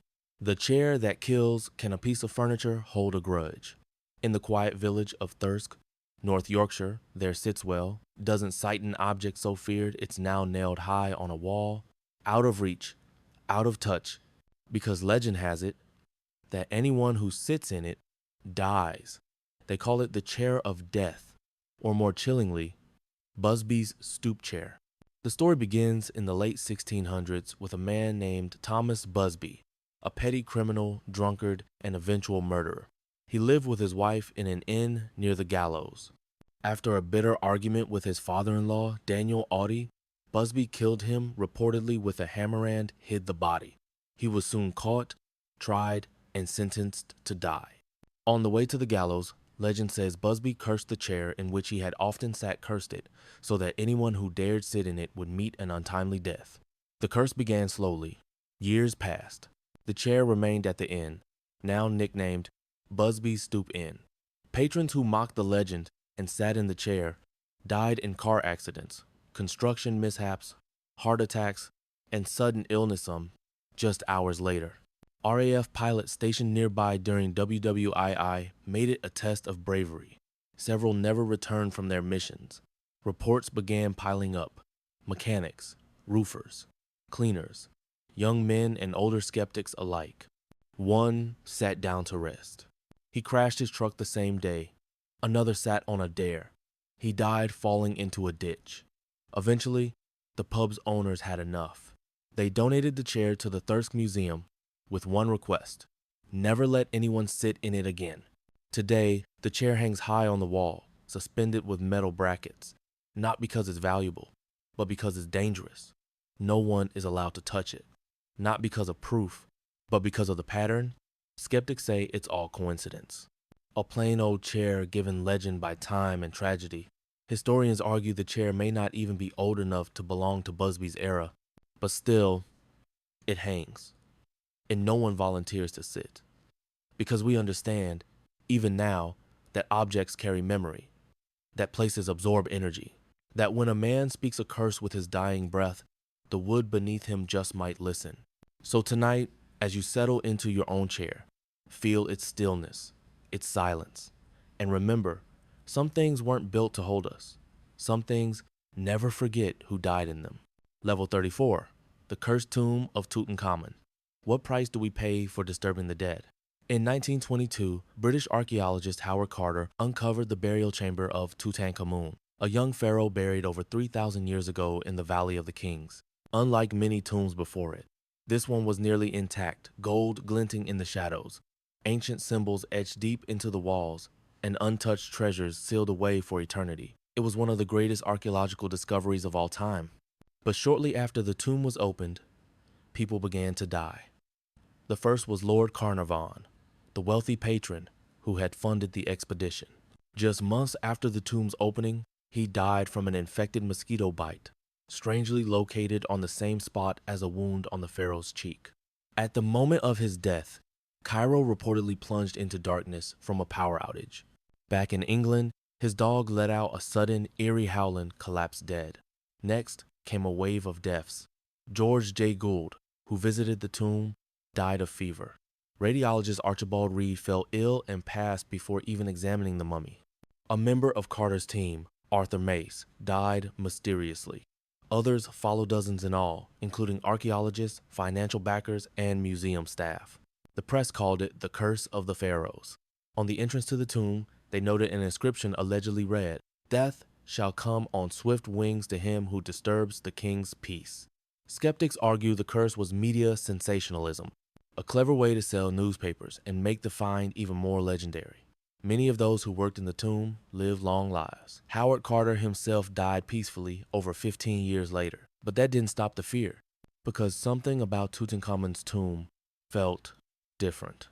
The gold death mask, staring with ageless eyes, the sealed chambers, the preserved chariots and oils, the untouched silence, a burial crafted to guard a soul for eternity, suddenly exposed to light, cameras, and gloved hands. And whether by ancient warning or psychological weight, the idea of a curse gripped the world. Even today, artifacts from the tomb are transported under strict conditions, with rituals, prayers, and precautions. Because we know, in our bones, that some things weren't meant to be uncovered. So tonight, as the quiet wraps around you like linen, remember this: the dead ask for rest. And sometimes, when we don't listen, they remind us. Level 35. The Terracotta Army's Whisper. What if an entire army could guard not a kingdom, but a secret?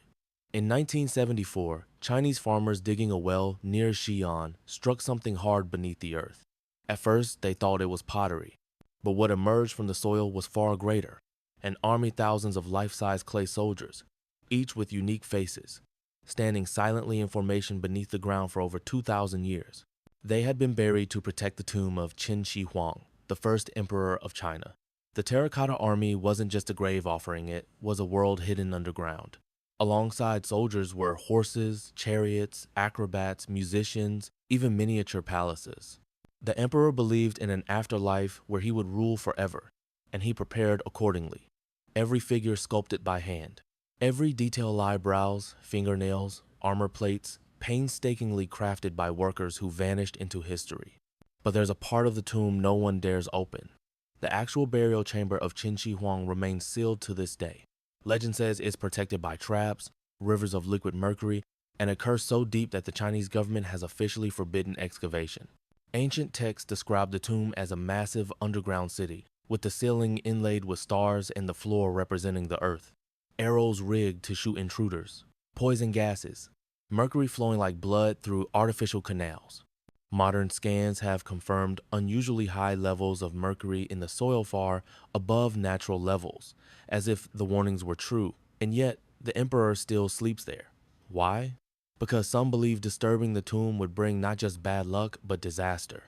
A national curse. A spiritual consequence. There are whispers that the workers who built the tomb were sealed inside, that their knowledge died with them, that even now the souls of thousands lie trapped beneath the earth, their silence a kind of scream. We often think of history as something buried and done, but what if it breathes beneath us? What if there are kings who never surrendered, whose commands still echo through stone?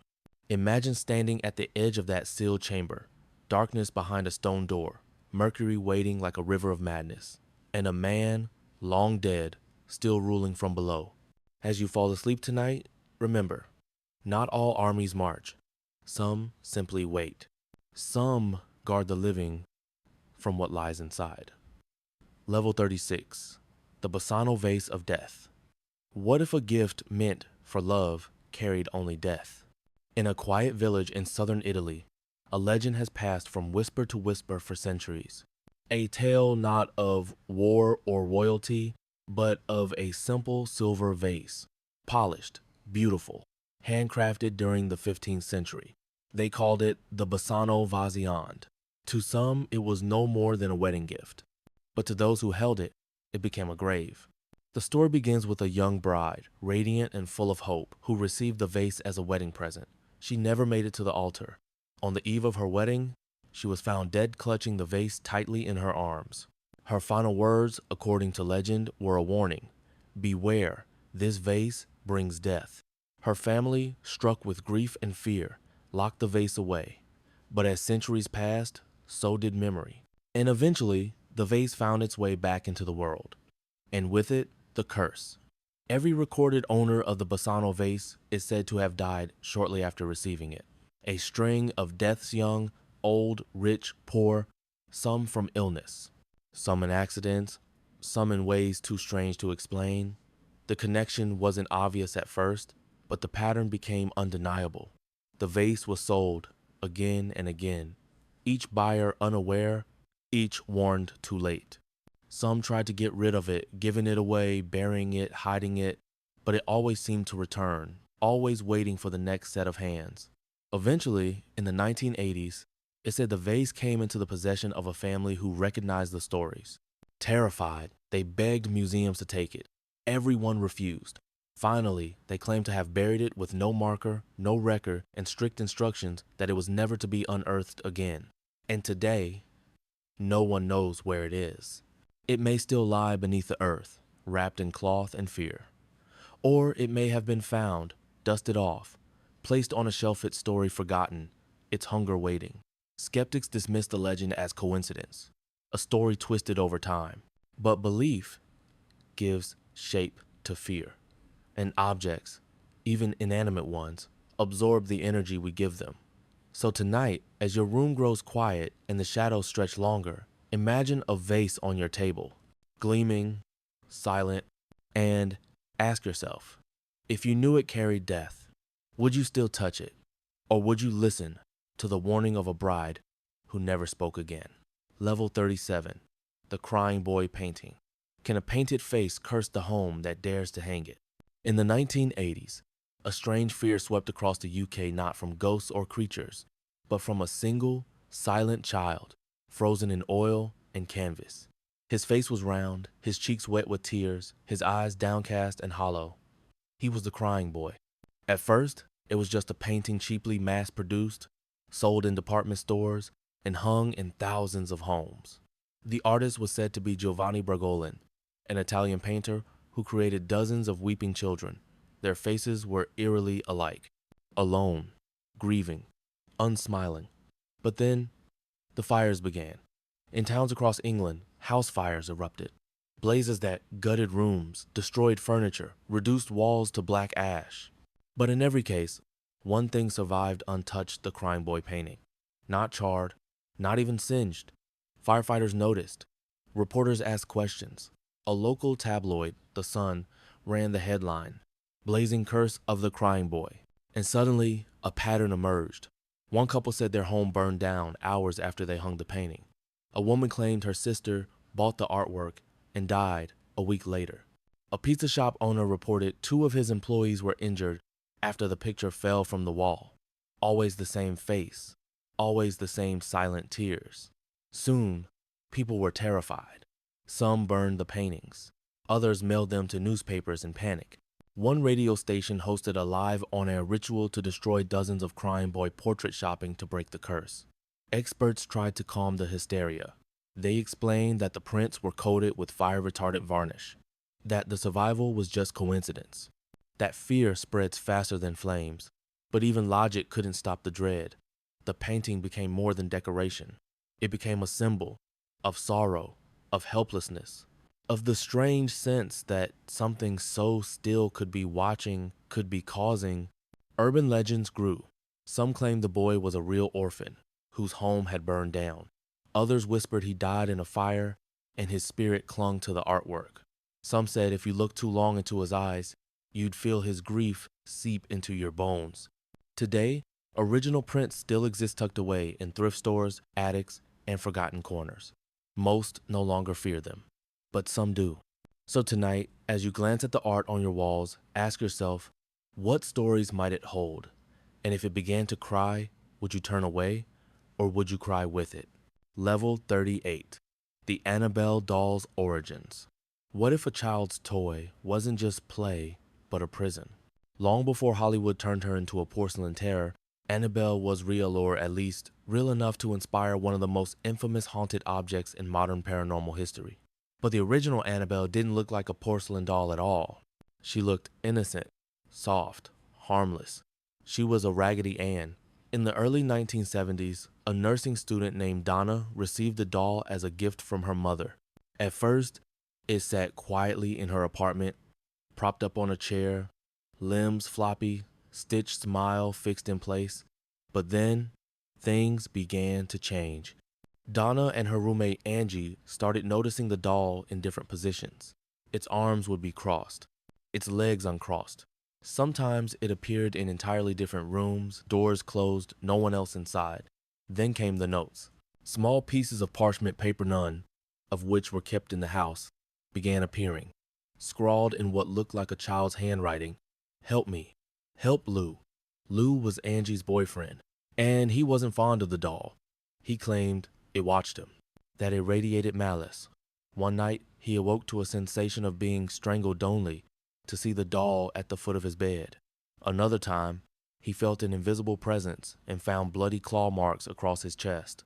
The girls contacted a medium who told them the spirit of a little girl named Annabelle Higgins had attached itself to the doll. She had died nearby and was lost and lonely. The girls, moved by sympathy, gave the spirit permission to stay. That was their mistake.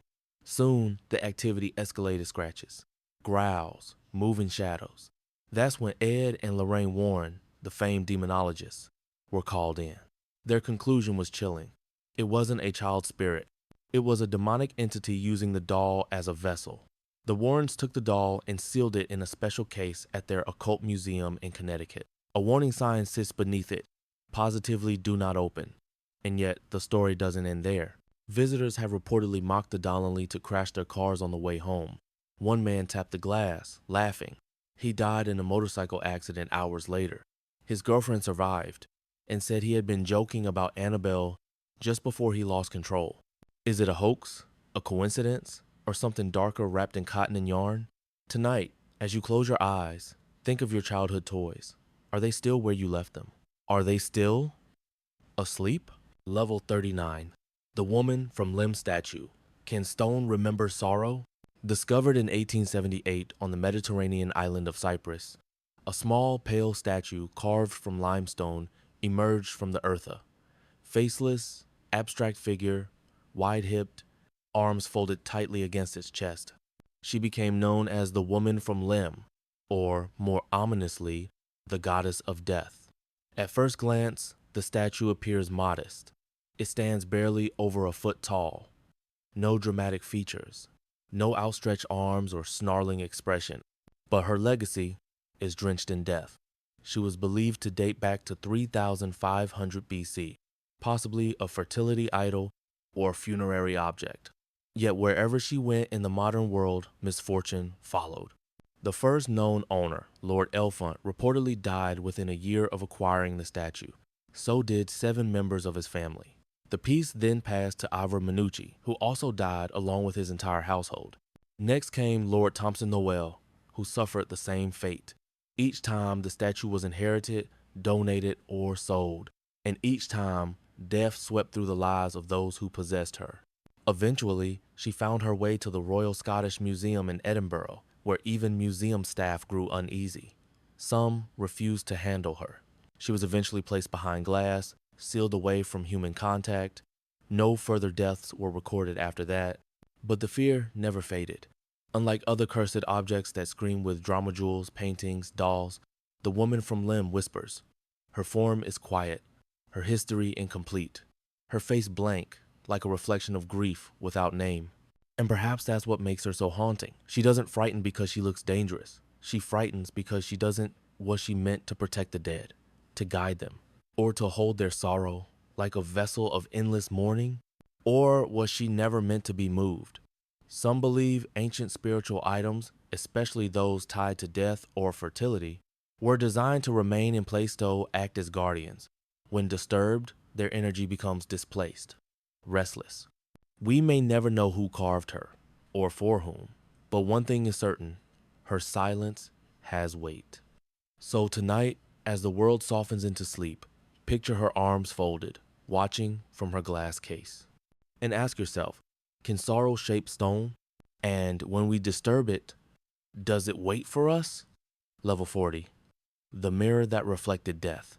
What if the last thing you ever saw was your own reflection? In the dim hallways of old southern mansions, where chandeliers once flickered and wood whispered under every step, a particular object was always treated with superstition, the mirror.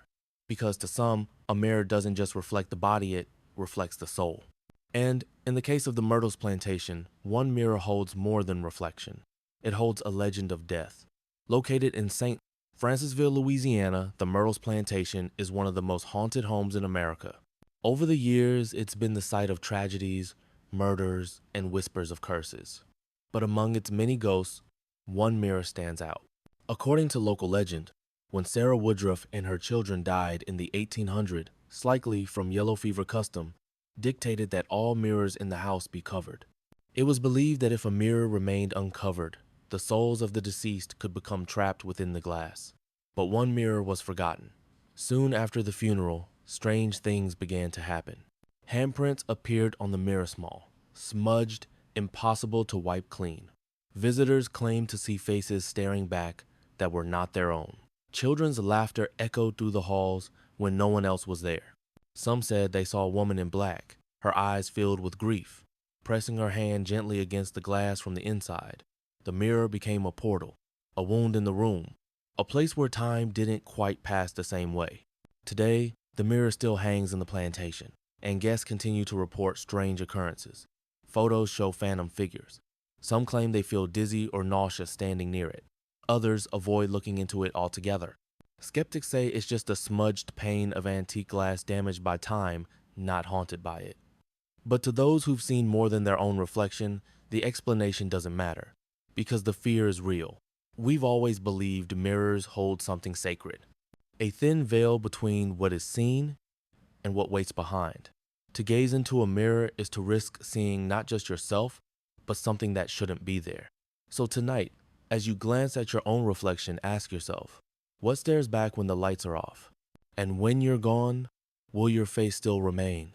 Sometimes, the dead don't haunt rooms, they haunt glass. Level 41.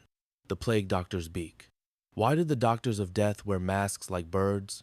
In the 17th century, as Europe staggered under the weight of the Black Death, a new figure emerged in the fog-choked streets, cloaked in black, draped in waxed robes, gloves sealing the hands, and on the face a long, curved, beak-like mask.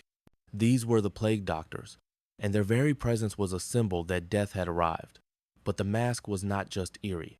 It was functional, or so they believed. The beak was stuffed with herbs, spices, dried flowers, and camphor. Lavender, rose petals, mint, and even vinegar-soaked cloth were crammed inside. The thinking was simple. Disease spread through miasma, bad air. And if you could filter that air, you could survive. So the mask became a barrier, a personal air purifier, a wall between the doctor and the rot of the world.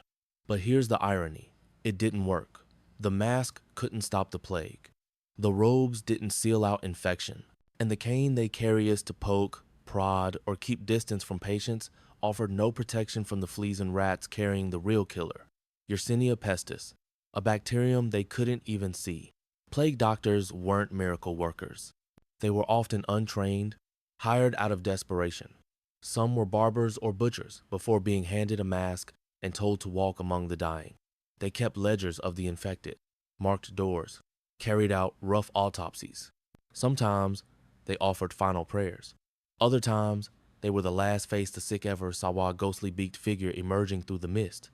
Imagine it, the rattling of a wooden cane, the scrape of leather against cobblestone, a door creaks open, and death steps in, masked like a bird from a nightmare. Today, the plague doctor has become a symbol of horror. Their image haunts Halloween masks, gothic art, and tattooed skin. But the real terror isn't in the beak. It's in the helplessness behind it. The desperation to make sense of the senseless, the urge to build armor from herbs, to hide grief inside gloves and gowns, to cover fear with feathers. Because when the world crumbles, sometimes all we can do is dress up like we know what we're doing. So tonight, as the air grows still and your breath slows, remember, the plague doctors didn't walk to cure, they walked to count the dying. And the beak? It wasn't for protection, it was for pretending. Level 42, the Black Death Mass Graves. What do you bury when there's no time to say goodbye? In the mid-14th century, Europe was silenced by a whisper carried on fleas. A sickness, invisible and unstoppable, swept from village to village, town to city. The Black Death bubonic plague arrived like a shadow and left behind only emptiness. It killed with terrifying speed. Fever, vomiting, swollen black buboes under the skin. Within days, sometimes hours, the infected were gone. Entire families perished before neighbors even knew they were ill. Churches ran out of priests. Cities ran out of coffins. And so, in desperation, they dug. Mass grave chute pits carved into fields and forests became the final resting place for the millions lost. Bodies were dumped like refuse, layered in haste. Sometimes wrapped in cloth, sometimes not at all. Priests would stand at the edge, exhausted, murmuring final rites into the wind. There was no time for names, no time for markers. In London alone, it's estimated that more than 100,000 bodies were buried in mass graves within just a few years. Places like East Smithfield, once rolling farmland, became pits of silence. The ground swelled with the dead, the air soured, the earth grew heavy. Some of these graves were forgotten for centuries, until construction projects unearthed them again. Skulls stacked like firewood, children curled against parents, entire generations layered in dirt, trapped between history and horror. And here's what chills the most. Many of the victims were healthy just days before. Shopkeepers, bakers, priests, lovers, children, people with lives, routines, plans, and then gone. The mass graves speak of something deeper than death. They speak of helplessness. When the systems we build, hospitals, religion, law collapse, and we are left with only a shovel and time slipping through our fingers, they also speak of how fragile we are, not just in flesh, but in memory. So many buried without names, without ceremony, without history, and yet they are still with us. In 2020, during the COVID-19 pandemic, archaeologists in England paused their dig at an ancient plague pit, not out of fear of contagion, but out of respect, because they recognized the echo, the way death once again came in waves, the way grief sometimes arrives faster than we can process it.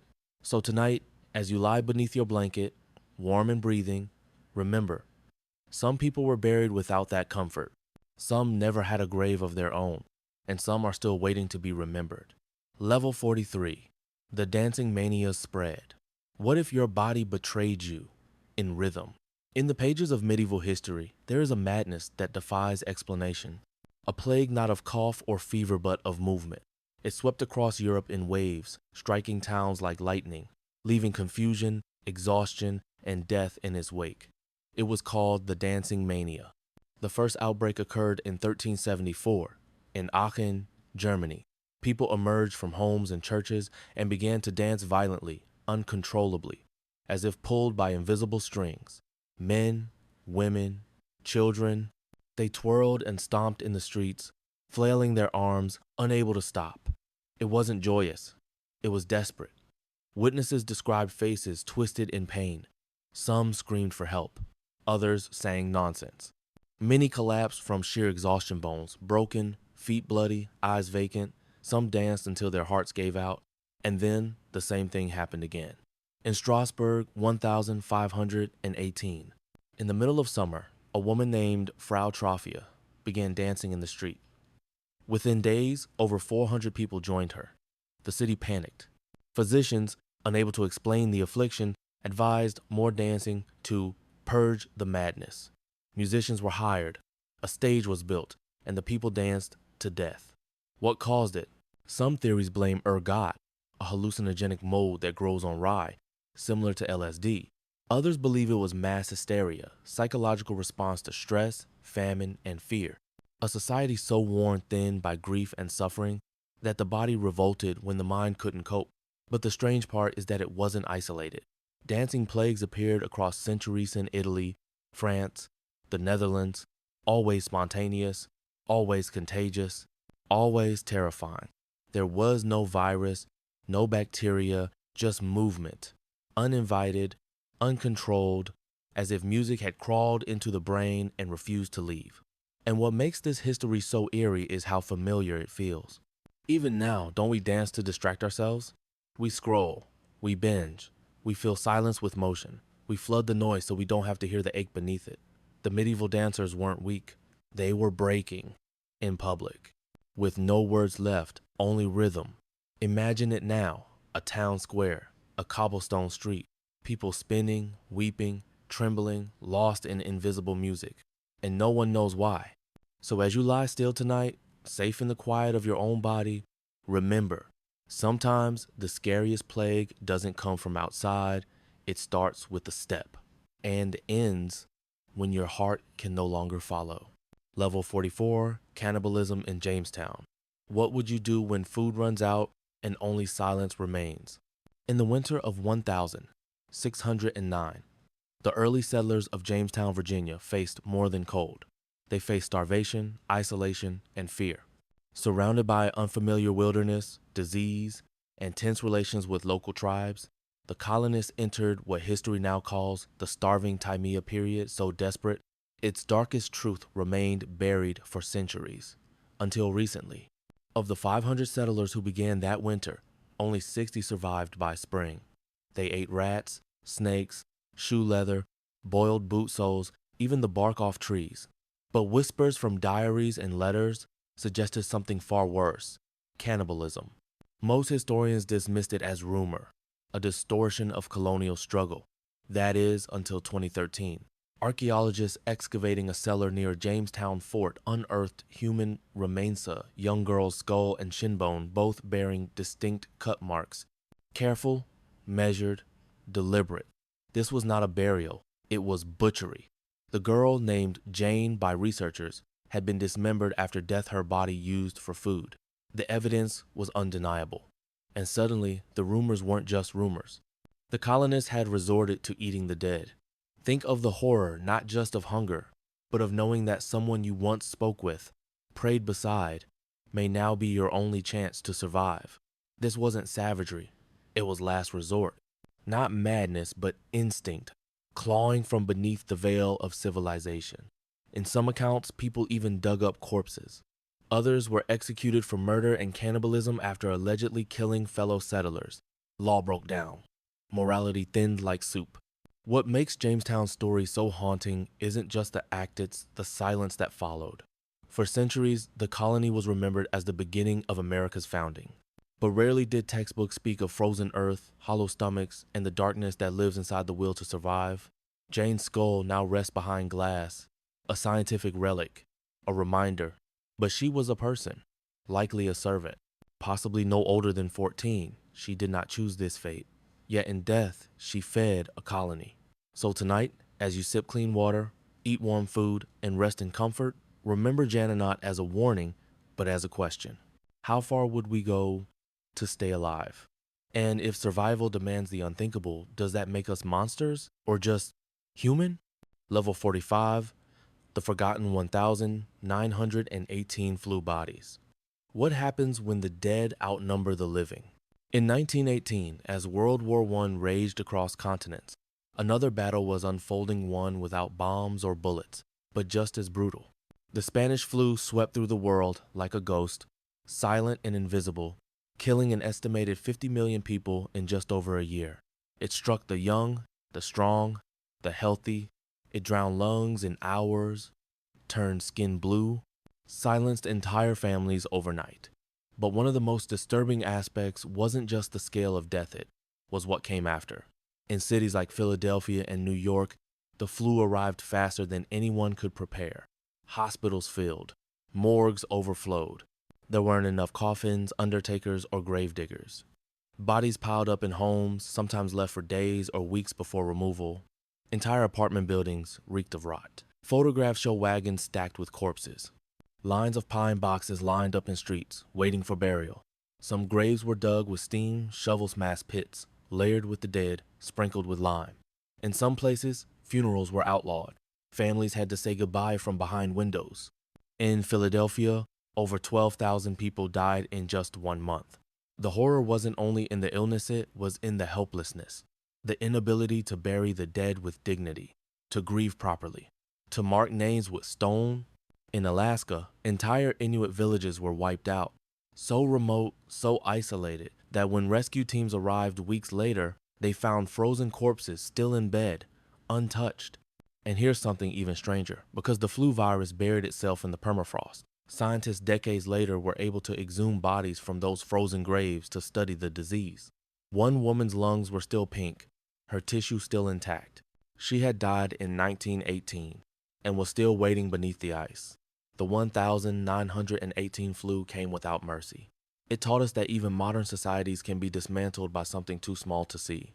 And when the bodies came faster than the prayers, all we had left was silence and dirt. What's most haunting is how quickly it was forgotten. Unlike the wars, it left no monuments, no medals, no heroes. Just mass graves. So tonight, as you rest in your warm bed, untouched by plague and protected by time, remember this. There are moments in history when the living had to walk past bodies and keep walking, because there was no one left to bury them. Level 46. The ergot poisoning theory. What if the devil in history was really a fungus in your bread?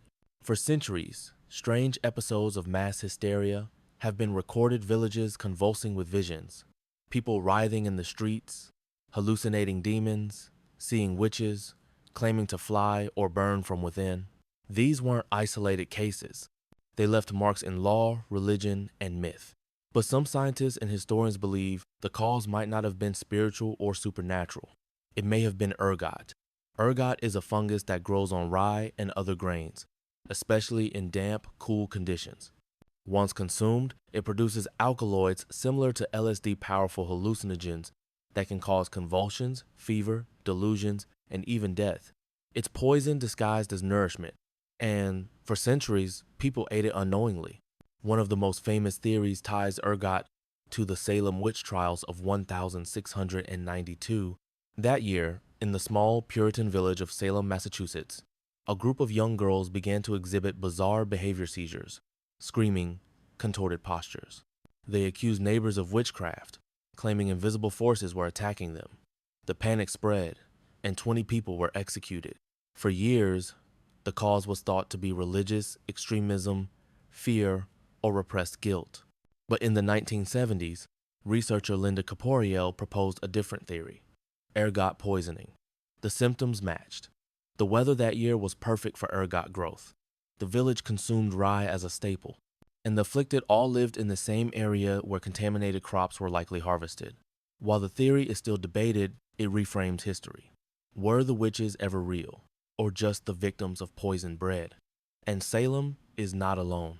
In medieval France, entire towns fell to dancing plagues and St. Anthony's fire, an illness that caused burning sensations, gangrene, and madness. The cause? Likely ergot. But the true horror isn't just in the symptoms. It's in the idea that human behavior, even at its most extreme, can be altered by something so small. That choices we believed were our own accusations, fears, even executions may have been triggered by a toxin. It makes us question how much of our history is shaped not by will, but by chemistry.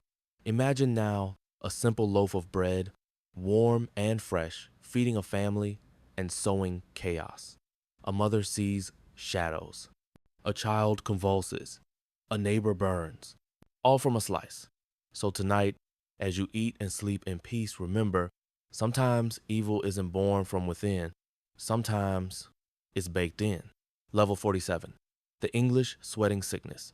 What if death arrived not with time, but within the hour? In the summer of 1485, a terrifying illness swept across England. It appeared suddenly, like a shadow thrown by lightning, and in just hours it could end a life. They called it the sweating sickness, a disease. So fast, so mysterious, that even kings feared it. It began with an unease, a sense of dread. Then came chills, violent, shivering, dizziness. Next, profuse sweating, pouring from the skin as if the body were trying to expel death itself. Then, pain in the neck, back, and limbs. A pounding heart, and panic. Most victims died within 3 to 18 hours. There was no rash, no sores, no lasting immunity. One could feel fine in the morning and be buried by nightfall. The first outbreak occurred just as Henry Tudor landed in England to claim the throne. Some claimed it was a curse on the battle for power. But soon it became clear, it was no political omen. It was a killer. It struck again and again in 1508, 1517, 1528, and 1551. Each time it returned without warning, and each time it vanished just as quickly. The 1528 outbreak spread beyond England into northern Europe. In Hamburg, over 1,000 people died in a single day. The sick would collapse in the streets. Clergy refused last rites out of fear. Entire towns emptied overnight. But what makes the sweating sickness so chilling isn't just its speed. It's that we still don't know what it was. Some believe it was a form of hantavirus, spread by rodents. Others suggest it was a form of influenza or a now extinct virus. But there's no consensus. No remains with confirmed traces. It appeared, reaped, and vanished. Even stranger, it targeted the young and wealthy. Unlike most plagues which hit the poor and sick, the sweating sickness favored nobles, courtiers, and those in good health. The rich fled cities for the countryside. Some locked themselves in rooms for weeks, others simply prayed. And it never returned after 1551. Why? No one knows. It disappeared from history like a bad dream, a shadow never seen again. But in the silence it left behind, one truth lingers. Our understanding of disease is fragile. For all our science, all our control, something unknown can still appear and take everything. So tonight, as you lie warm and well, remember the ones who never saw evening fall. Sometimes, death doesn't knock. It sweats through the walls. Level 48. The Manchurian Plague. What happens when death travels faster than reason? In the frozen frontier of Manchuria, northeastern China between 1910 and 1911, one of the most deadly outbreaks of pneumonic plague in recorded history swept through the region like wildfire. It killed over 60,000 people in just a few months. Yet few today even remember it happened. This wasn't the same bubonic plague that crept through medieval Europe with swollen buboes and weeks of suffering. This was worse. This was pneumonic plague, an airborne variant of the same bacterium, Yersinia pestis, but one that didn't need fleas or rats to spread. Just breath, just a cough, just conversation. It began with fur traders merchants chasing profit through the winter chill, harvesting tarbagon marmots, a rodent prized for its pelt. Local hunters knew to avoid sick marmots, but foreign traders didn't. The disease leapt from marmot to man, and then from man to man. Victims would start with fever, chills, chest pain. Within hours, their lungs would fill with bloody fluid. They coughed crimson into handkerchiefs. They drowned, gasping, from the inside out. Once symptoms began, death came within 24 to 48 hours. Entire villages were wiped out, and train symbols of progress became engines of doom. The plague followed the Trans-Siberian Railway, moving with passengers who never made it to their destinations. But here's where the story shifts, from pure horror to eerie brilliance. Enter Dr. Wu Lin Te, a Cambridge-educated physician of Chinese and Malaysian descent. Called in as the crisis escalated, he immediately recognized what others refused to admit. This wasn't a flea-borne plague, it was airborne, a radical claim at the time. He ordered quarantines, built isolation hospitals, and most famously designed a face mask made of layers of gauze and cotton. It became the prototype for the modern surgical mask. At first, European doctors mocked him, until one of them, who refused to wear the mask, died from the disease. Dr. Wu's methods worked. The spread slowed. The fire burned out. The Manchurian plague was contained. But it left behind a chilling truth. Sometimes, progress itself carries the plague. Sometimes, the smartest minds ignore the quiet warnings until it's almost too late. And while the world watched war in Europe, this silent storm in Asia barely made the headlines. So tonight, as you breathe safely under blankets and masks are just memories, Remember the people who coughed into the cold and disappeared before the snow could melt. They taught us to listen, even when the danger is invisible. Level 49, The Exorcism of Anneliese Michel. What happens when faith and medicine collide and neither wins? In the quiet town of Klingenberg, Germany, during the 1970s, lived a young woman named Anneliese Michel. She was devout, gentle, a student. She prayed often, attended Mass, and dreamed of becoming a teacher. But by the time she was 23, she had become one of the most infamous cases of alleged demonic possession in modern history, and she didn't survive it. Anneliese's suffering began with fainting spells and seizures. Doctors diagnosed her with temporal lobe epilepsy. She was prescribed medication, but her condition worsened. She reported seeing devil faces. She says she was possessed by Judas, Nero, Cain, even Hitler. Her behavior grew increasingly erratic. She barked like a dog, refused to eat, tore off her clothes, injured herself repeatedly. Her devout Catholic family became convinced it wasn't medical, it was spiritual. They turned to the church. After years of appeals, the Catholic Church authorized an exorcism, a rare and serious ritual. 2 priests were assigned, and for the next 10 months, Anneliese underwent 67 exorcism sessions, some lasting up to 4 hours, all while her physical health declined. She stopped eating. Her knees shattered from continuous genuflection, dropping to her knees in prayer over 600 times in a single day. She weighed only 68 pounds when she died. The cause? Malnutrition and dehydration. Anneliese's parents and the 2 priests were put on trial for negligent homicide. The tapes of her exorcisms were played in court. You can still find them today. Her voice, deep and contorted, growling in tongues. It's haunting. Some say staged. Others say undeniable. The court convicted them but gave suspended sentences, and the debate raged on. Was Anneliese possessed, or was she mentally ill and denied medical care in favor of religious ritual? Science and faith stood on opposite sides of her grave. What makes her story so chilling is not the supernaturalities, the silence between belief and reality. A girl in need of help, a family desperate for meaning, a church caught between doctrine and doubt, and a young woman whose body became the battlefield. Tonight, when the night is still and the world quiets, think of Anneliese, of what it means to believe something so deeply it drowns out all reason, of what it costs when we confuse the soul's suffering with the devil's whisper. Sometimes evil wears horns. Sometimes it wears good intentions. Level 50, the Dyatlov Pass Mystery. What if your final moments are frozen in fear and no one can explain why?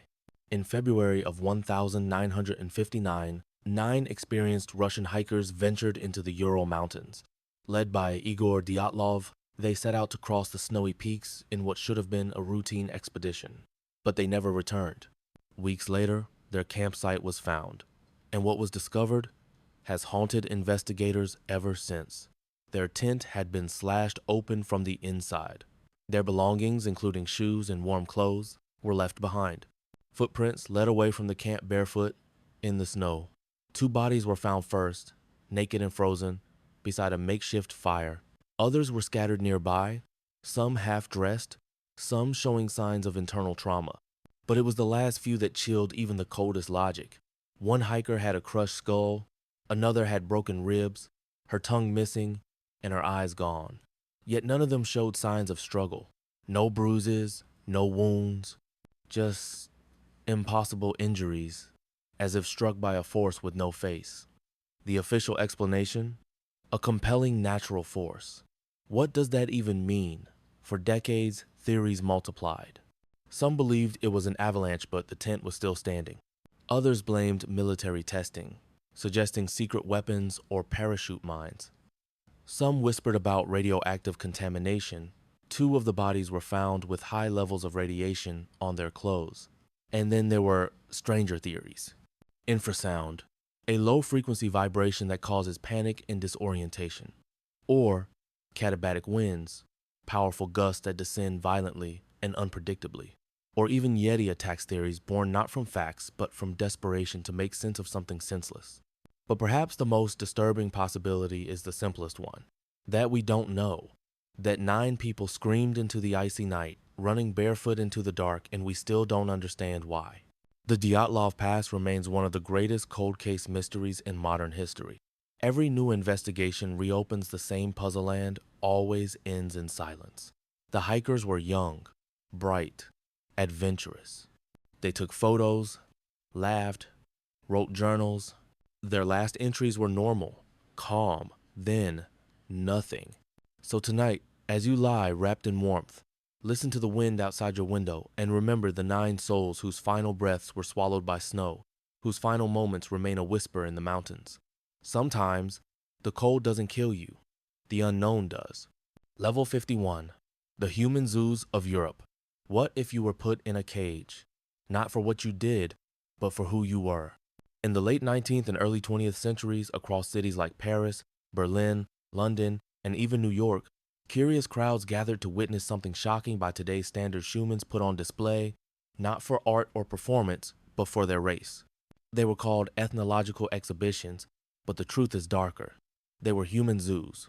Entire villages were reconstructed within parks and exhibitions filled with real people from colonized nations: Africans, Filipinos, Inuit, Aboriginal Australians, and others brought thousands of miles from their homes, forced to live behind fences in mock habitats while visitors stared, laughed, and judged. Posters advertised them like animals. See the savage. The missing link. In 1889, over 28 million people visited the Paris Exposition, where 400 exotic natives were displayed. They were asked to perform rituals, wear tribal clothing, and smile on cue. But they weren't animals. They were people, with languages, with stories, with names, and often with no way home. One of the most infamous cases was Ota Benga, a Congolese man purchased from a slave trader and brought to the United States in 1904. At first, he was shown at the St. Louis World's Fair. But in 1906, he was placed in the Bronx Zoo, in the primate house, alongside apes. Yes, a man in a cage, in New York. Just over a century ago, he was poked with umbrellas, mocked, called names. After protests by black clergy, he was eventually released, but his life had been shattered. Ota Benga later died by suicide. The human zoo phenomenon wasn't rare. It wasn't hidden. It was celebrated, covered in newspapers, praised as science and culture. Children grew up thinking this was normal, but the damage ran deep. These exhibitions reinforced the idea that some humans were lesser, that colonization was natural, that exploitation was entertainment. It wasn't just about cages, it was about creating hierarchy, one display at a time. We like to think of zoos as places of curiosity and learning, but some cages were built not with steel but with ideas. Ideas that took centuries to dismantle. So tonight, think about those who were displayed for no reason but their difference, who stood behind barriers while others pointed and laughed. They weren't exhibits, they were mirrors. And we, the visitors, were the ones truly exposed. Level 52, the lobotomized housewife epidemic. What if society called your emotions a disease and treated them with a knife? In mid-20th century America, there was a procedure advertised as a cure-all for mental distress. It promised relief from anxiety, depression, mood swings, or even just a lack of enthusiasm. It was called the lobotomy. And for tens of thousands of women, especially housewives, it became a quiet nightmare. The lobotomy involved inserting a sharp instrument, often an ice pick, into the brain through the eye socket or skull. With a quick motion, the surgeon would sever connections in the prefrontal cortex, the area responsible for personality, decision-making, and emotion. The goal? To calm the unruly. And for a brief moment in history, it was not only accepted, it was celebrated. The man who popularized the procedure, Dr. Walter Freeman, traveled across the country in a van he nicknamed the Lobotomobile. He performed thousands of lobotomies, often in front of medical students or local reporters. He believed this operation could free patients from their mental torment. But who were the patients? Many were women, often housewives, who were brought in by husbands or families for being too emotional, too sad, or too resistant. Some were merely struggling with postpartum depression, grief, or boredom, but in a world where female suffering was inconvenient, these were seen as disorders. The surgery rendered many women docile, quiet, and compliant, not healed, but erased. Some lost the ability to speak, Others regressed into childlike behavior. Some could no longer care for themselves. Their symptoms were gone. Yes, but so were their dreams, their fire, their selves. One patient, Rosemary Kennedy, sister of President John F. Kennedy, underwent a lobotomy at age 23 for mood swings and rebelliousness. It left her incapacitated for the rest of her life. She was institutionalized, hidden from the public. Her story was not unique. By the 1950s, over 40,000 lobotomies had been performed in the United States alone. It wasn't until antipsychotic medications were developed and public backlash grew that the practice finally faded. But its legacy remains. It reminds us of a time when feeling too deeply was seen as an illness, and the solution wasn't compassion but cold steel. So tonight, as you lie in quiet thought, honor those women who were silenced not by choice, but by a system that couldn't bear their noise. Sometimes, history doesn't kill the body, it kills the voice. Level 53. The dancing plague of 1518. What if your body moved against your will until it stopped forever? In the summer of 1518, in the city of Strasbourg, a woman stepped into the street and began to dance. Not with joy, not with music, but with a strange, uncontrollable urgency. She swayed, spun, and trembled for hours. Then days. Others joined her, dozens, then hundreds, and they couldn't stop. This was not a festival, it was a plague. A true historical event now known as the Dancing Plague of 1518.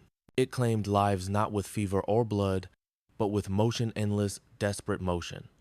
Witnesses said dancers cried for help, their faces twisted in fear. Their feet bled, some collapsed from exhaustion, others suffered strokes or heart attacks, and still, the dancing went on.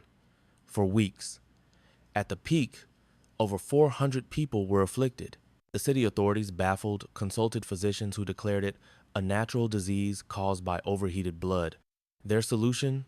More dancing. They built stages, hired musicians, even opened halls for the afflicted to dance it out. But the more they danced, the more they died. And no one could explain why. What caused it?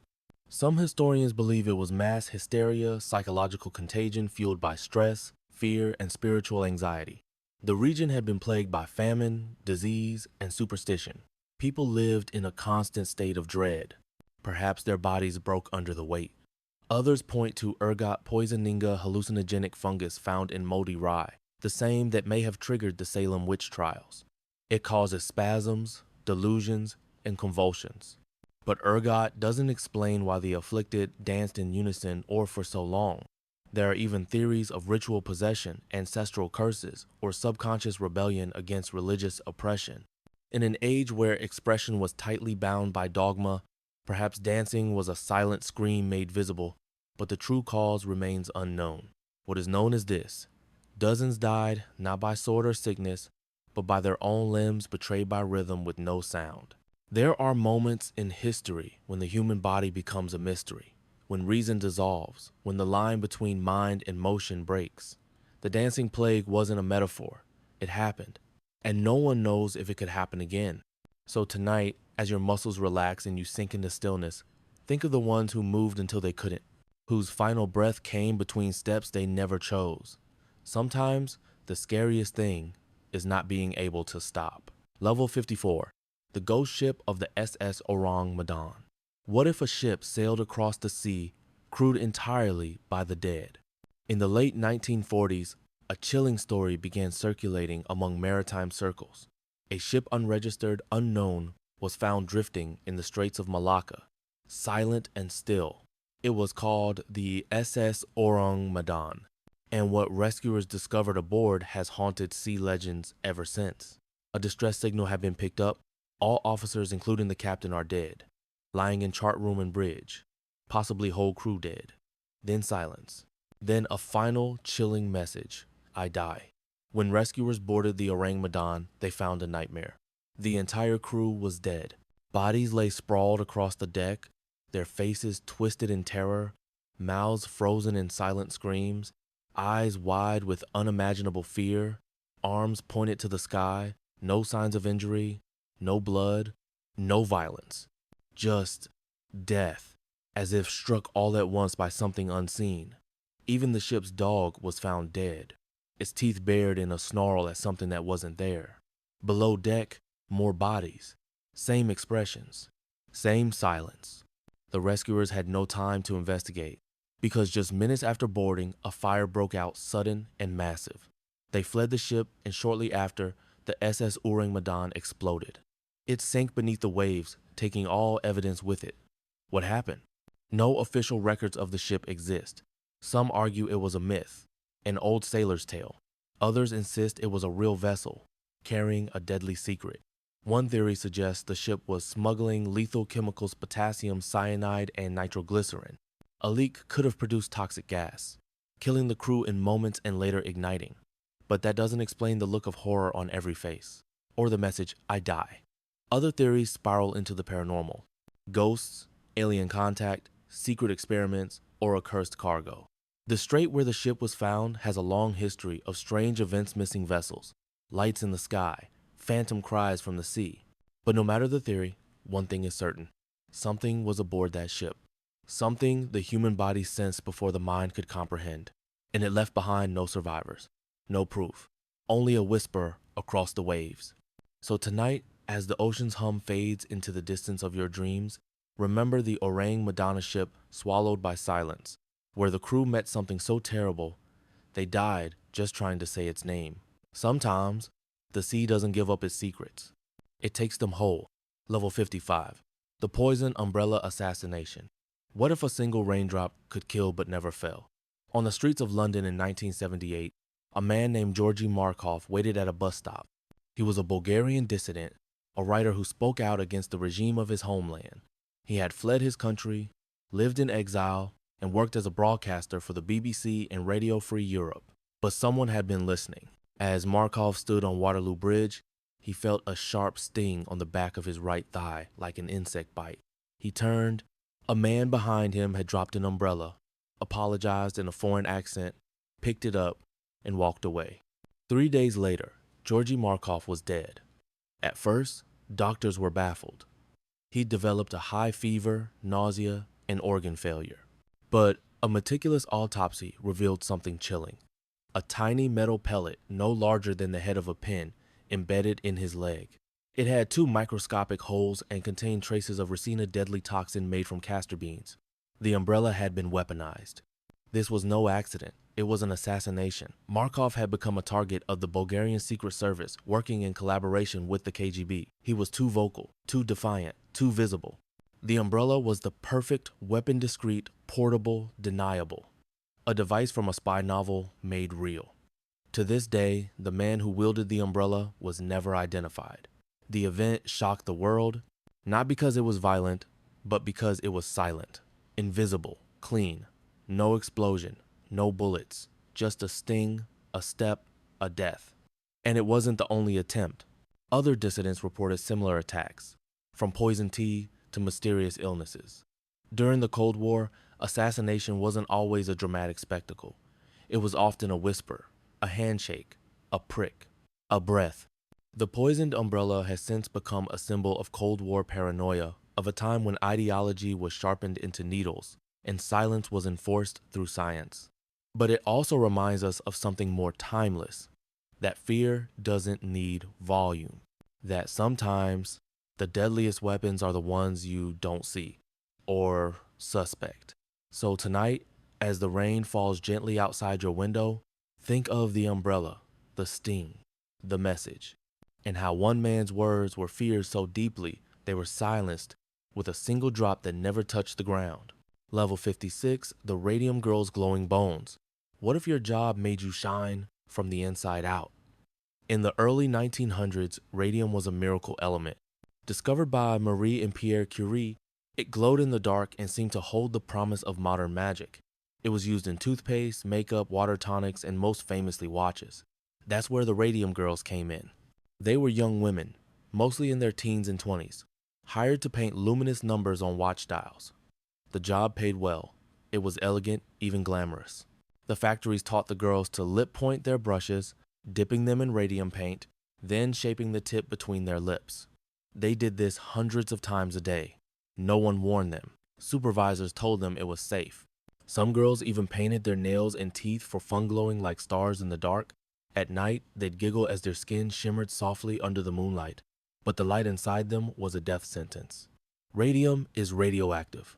Inside the body, it behaves like calcium embedding itself into the bones, where it begins to destroy from within. The girls began losing teeth. Their jaws softened, rotted, and crumbled. Their bones fractured under their own weight.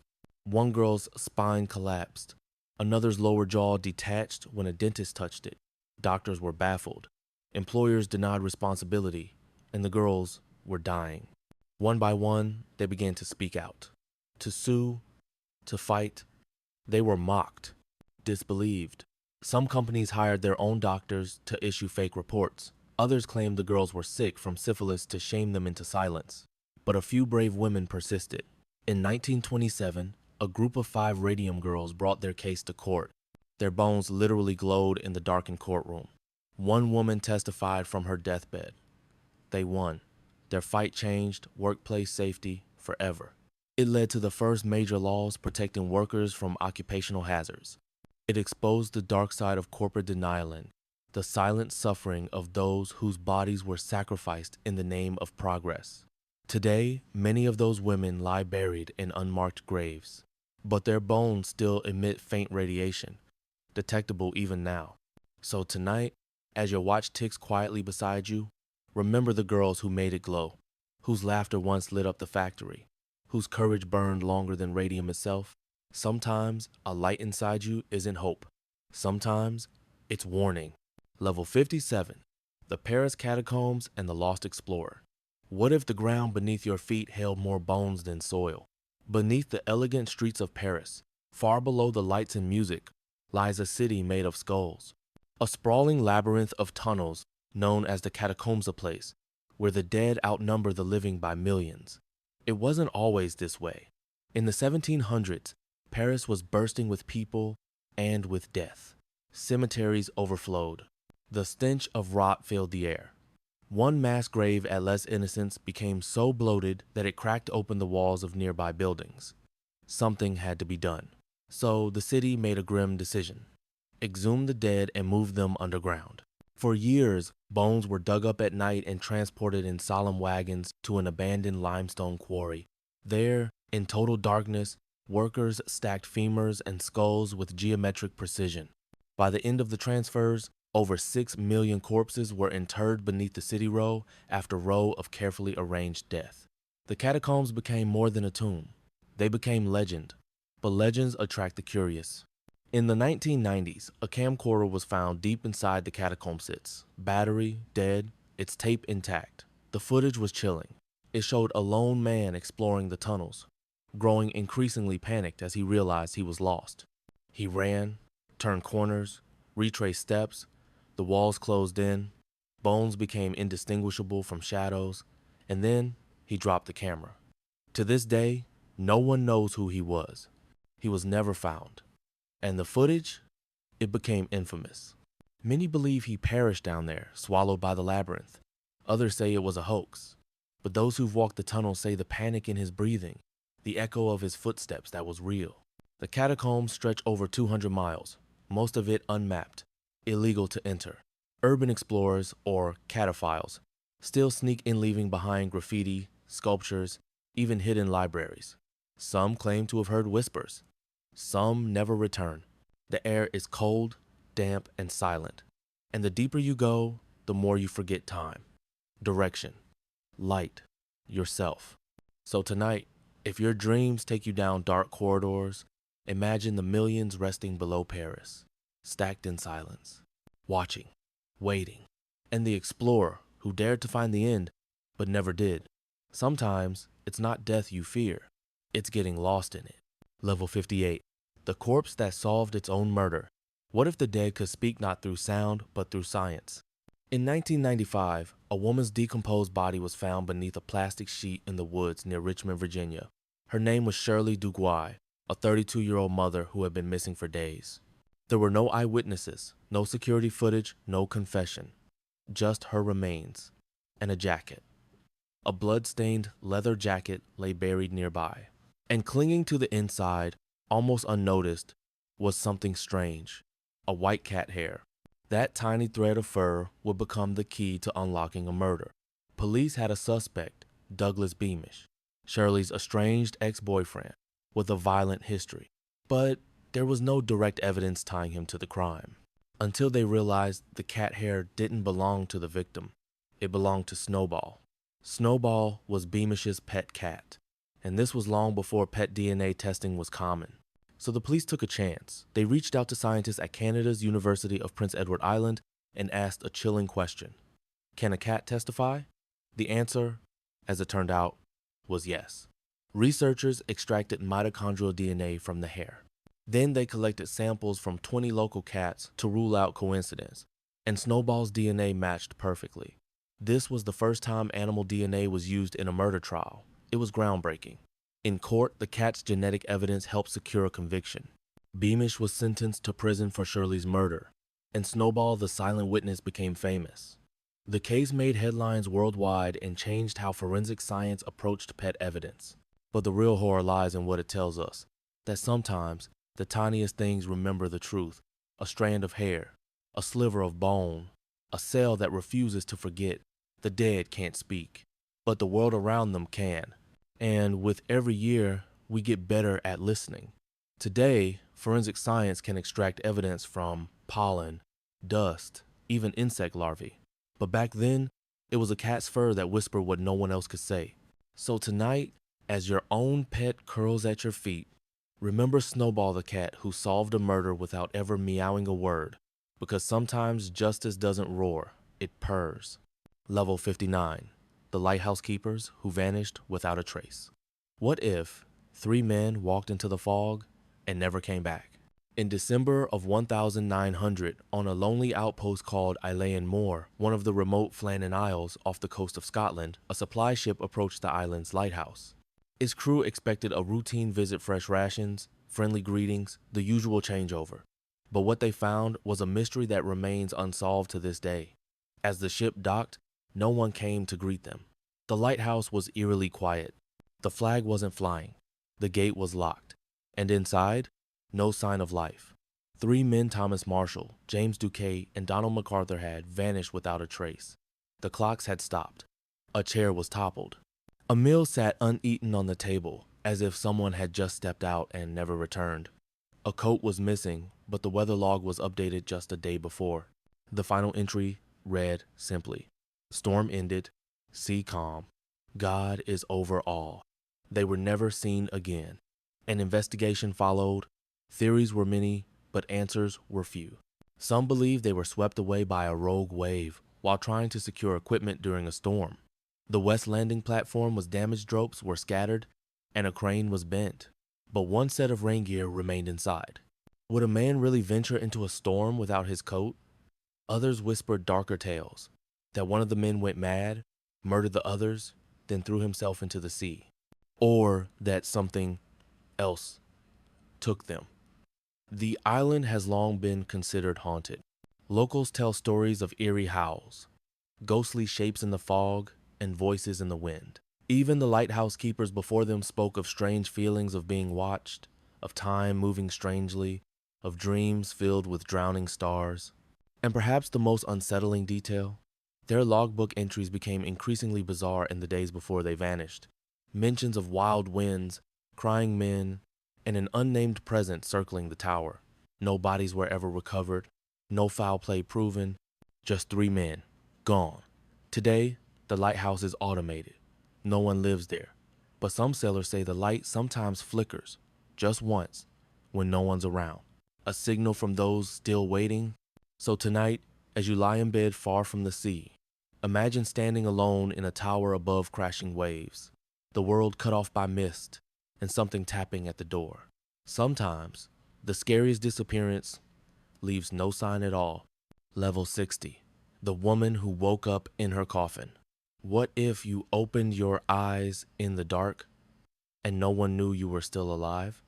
In 1889, in a quiet town in West Virginia, a young woman named Octavia Hatcher fell ill with a mysterious disease. She grew weak, then feverish. Soon after, she slipped into a coma, Doctors were baffled. They couldn't wake her. Days passed, and Octavia's breath slowed to a whisper. Eventually, she stopped responding altogether. Her pulse was faint, too faint. They declared her dead. She was only 20 years old. Because of the sweltering heat, Octavia was buried quickly within a day. A simple ceremony. A sealed coffin. Grief hung heavy in the air, especially for her husband, James. But that grief would soon be replaced by something much darker. Just a week after her burial, others in the town began falling ill with the same strange condition. But unlike Octavia, these people eventually recovered from what turned out to be a sleeping sickness. Panic set in. James became haunted by a terrifying thought. What if Octavia hadn't been dead? What if she'd only been asleep, just like the others? Driven by guilt and desperation, he ordered her body exhumed. What they found beneath the earth was horrific. The coffin's interior was scratched, the lining torn. Octavia's fingernails were bloodied.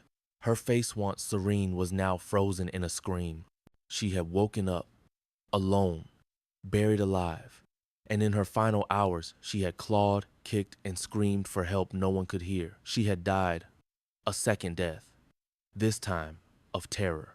James never recovered. He commissioned a life-size statue of Octavia, which still stands today, facing the cemetery that holds her tragic story. Octavia's tale is one of many. Before modern medicine, premature burial was a common fear. In the 18th and 19th centuries, people were so terrified of being buried alive that they built safety coffins equipped with bells, breathing tubes, and flags, just in case they woke up underground. Some even requested to be stabbed in the heart after death, just to be sure. It sounds impossible now, but for Octavia and others like Herod was real. So tonight, as you drift into sleep, safe and soft beneath your covers, remember those whose rest began the same way, but didn't end the same. Sometimes it's not death itself that terrifies. It's waking up to find the world has already buried you. Level 61. The Silent Twins and their Pact of Death. What if your voice only belonged to one person and you could never speak without them? In 1963, identical twins June and Jennifer Gibbons were born in Wales to Barbadian parents. From an early age, it was clear something was different. They didn't speak to others. They barely acknowledged anyone but each other. When they did speak, it was in a rapid, private language only they could understand. They were known as the Silent Twins.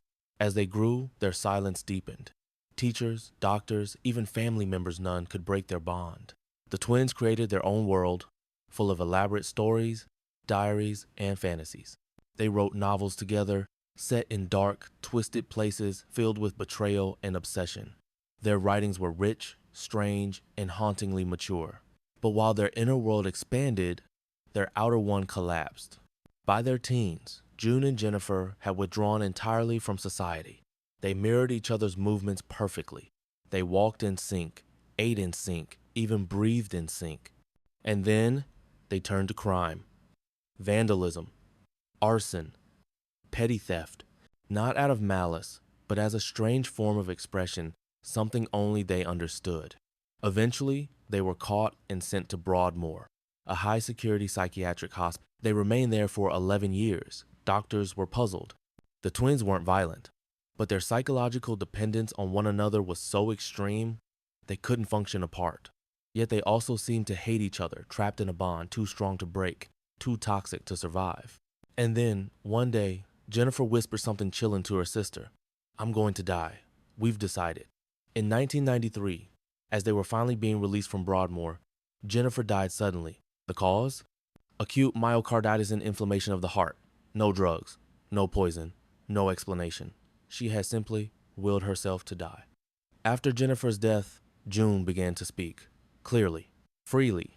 She rejoined society.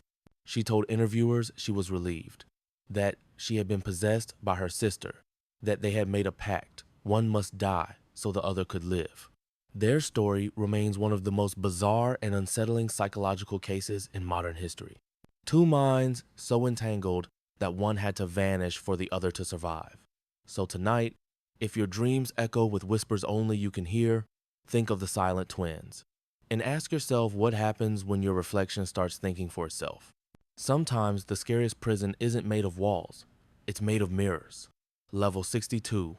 The church that bled from the walls. What if the walls meant to keep out evil began to bleed with it instead? In the quiet village of Città di Castello, Italy, in the year 1980, something began to happen inside a small Roman Catholic church that made even the faithful tremble. During a regular afternoon mass, parishioners noticed something strange, a reddish liquid trickling down from the walls behind the altar. At first, they thought it might be old paint or water damage. But as more people approached, they realized it was blood, fresh, warm, flowing from a solid stone wall. The phenomenon continued, not just in the sanctuary, but from the crucifixes, the statues, even the eyes of painted saints. A local priest attempted to wipe it clean, only to find more appearing moments later seeping, crying, bleeding. News spread fast. The church became a destination for pilgrims, skeptics, and scientists alike. People brought handkerchiefs to soak up the red stains. Some said the liquid healed their illnesses. Others claimed it burned their skin. Fear mingled with faith. Was it a miracle? Or a warning? Samples of the liquid were collected and sent to labs. The result was chilling. Type O human blood. From a single source. But no wound, no body, no person was found. And then, just as suddenly as it began, it stopped. No more blood, no more tears, just the silence of stone. The Vatican launched an investigation but offered no public conclusion. Some called it divine intervention, a message from heaven, a call for repentance. Others whispered of demonic signs, of ancient rites once buried beneath the church floor. A few even claimed that beneath the building lay an old crypt sealed centuries ago, containing the body of a forgotten martyr or a cursed priest. To this day, the cause remains unexplained. The church still stands. The stains have faded, but the legend lives on. And here's the question that lingers. What does it mean when the holy bleeds? When the safest place in your world begins to weep from its very bones? Tonight, as candlelight flickers and shadows gather in corners, consider the church that bled not because someone was hurt, but because something far older and more mysterious had something to say. Maybe it was grief, maybe it was guilt, or maybe it was just the walls remembering. Level 63. The Nazi Bell Hitler's alleged time machine. What if a secret weapon wasn't meant to destroy, but to bend time itself? During the final days of World War II, as Allied forces closed in on Nazi Germany, whispers began to circulate. Not just about rockets and bombs, but about something stranger, something otherworldly. They called it Die Glock, the bell. It was said to be a top-secret Nazi experiment hidden deep in a remote facility in Poland at a site known as Déjà the Giant. The bell was shaped like a large metallic cylinder, about 9 feet tall, filled with a glowing, purplish substance called Serum 525. No one really knew what it did. Some claimed it was a weapon. Others believed it was a machine of time travel, anti-gravity, or interdimensional exploration. Whatever it was, the few scientists who worked on it either vanished or died under suspicious circumstances. What we do know is this. When it was activated, witnesses reported a strange whirring noise, an intense vibration, and sudden deaths of nearby plants and animals. Some said it distorted time itself. One scientist claimed to have seen images of distant stars and ancient landscapes flicker through the chamber walls. The project was led by SS General Hans Kammler, a man with ties to advanced Nazi technology, including the V-2 rocket program. But after 1945, Kammler disappeared. So did the bell. No wreckage, no documents, nothing recovered. But stories endured. Years later, a strange concrete structure was found in the Polish woods. Locals called it the Hengea circular frame of thick pillars, allegedly used to anchor and suspend the bell during tests. Radiation levels were elevated. Birds refused to nest there. Some believe the bell was smuggled out by Operation Paperclip, ending up in American hands. Others think it succeeded in its purpose and is now lost in time, perhaps traveling still, or trapped somewhere it can't return from. The legend of Die Glock blurs the line between history and science fiction, but its echoes continue to haunt UFO researchers, conspiracy theorists, and historians alike. Because the Nazis weren't just chasing war, they were chasing control over reality itself. So tonight, as the clock ticks beside you, consider this. What if someone already cracked the code of time? What if the past isn't behind us? What if it's still spinning in a hidden forest, humming softly in the dark? Level 64. The ghost ship of the SS Orang Medan. What if a ship sent out a final message and no one was left alive to explain it? In 1947, a chilling SOS call was received by multiple vessels navigating the Strait of Malacca near Indonesia. The message was fragmented but unmistakable. All officers, including the captain, dead, lying in chart room and on bridge. Possibly whole crew dead. A pause. Then came the final words, "I die." And then silence. The ship was the SS Orang Medan, a Dutch freighter. A rescue crew from an American merchant ship quickly responded to the coordinates. What they found is still considered one of the most disturbing maritime mysteries in history. The Orang Medan was adrift, eerily still. When the rescuers boarded, they found the crew, every single one of them, dead. Their bodies were sprawled across the decks and passageways. Their eyes were wide open, mouths frozen in silent screams. Some had arms outstretched, as if fending off something invisible. Even the ship's dog was dead, teeth bared, mid-snarl. There were no wounds, no signs of struggle, just horror and silence. The bodies were rapidly decomposing, though the temperature was normal. The radio operator, the one who sent the distress message, was found at his station, hand still on the Morse key, eyes glassy with terror. And then, before a proper investigation could begin, the ship caught fire. The rescuers were forced to flee. Moments later, the SS Orang Medan exploded, sinking into the depths of the ocean. It never resurfaced, and no official records of the ship have ever been found. Some say it was a secret chemical cargo like nerve gas leaking and poisoning the crew. Others suspect carbon monoxide poisoning from the ship's engine room, but none of those explain the looks of sheer panic etched into the faces of the dead. Theories range from paranormal phenomena to alien encounters, and even ghostly retribution for illicit cargo. One theory claims the ship was smuggling wartime biological weapons, and the crew died from exposure. Another believes the ship was never real, just a wartime myth, but that SOS message was logged, transcribed, real, and somewhere, deep beneath the waves, the wreckage may still lie holding secrets too terrifying to surface.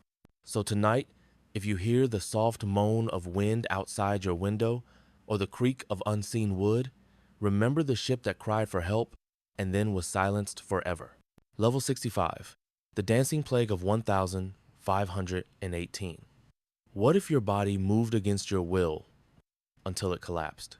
In the sweltering summer of 1518, the city of Strasbourg, then part of the Holy Roman Empire, became host to one of the strangest outbreaks in recorded history, an event that still baffles scientists and historians. It began with one woman. Her name was Frau Trophia. One day in July, she walked into the street and began to dance. Not with joy, not to music, just involuntary movement. Her limbs flailed, her feet shuffled, her body pulsed as if possessed. She danced for hours, then days.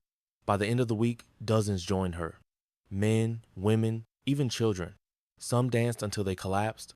Others danced until their feet bled. A few reportedly dropped dead from exhaustion, heart failure, or stroke.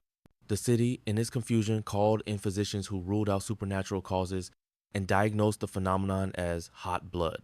The cure, they said? More dancing.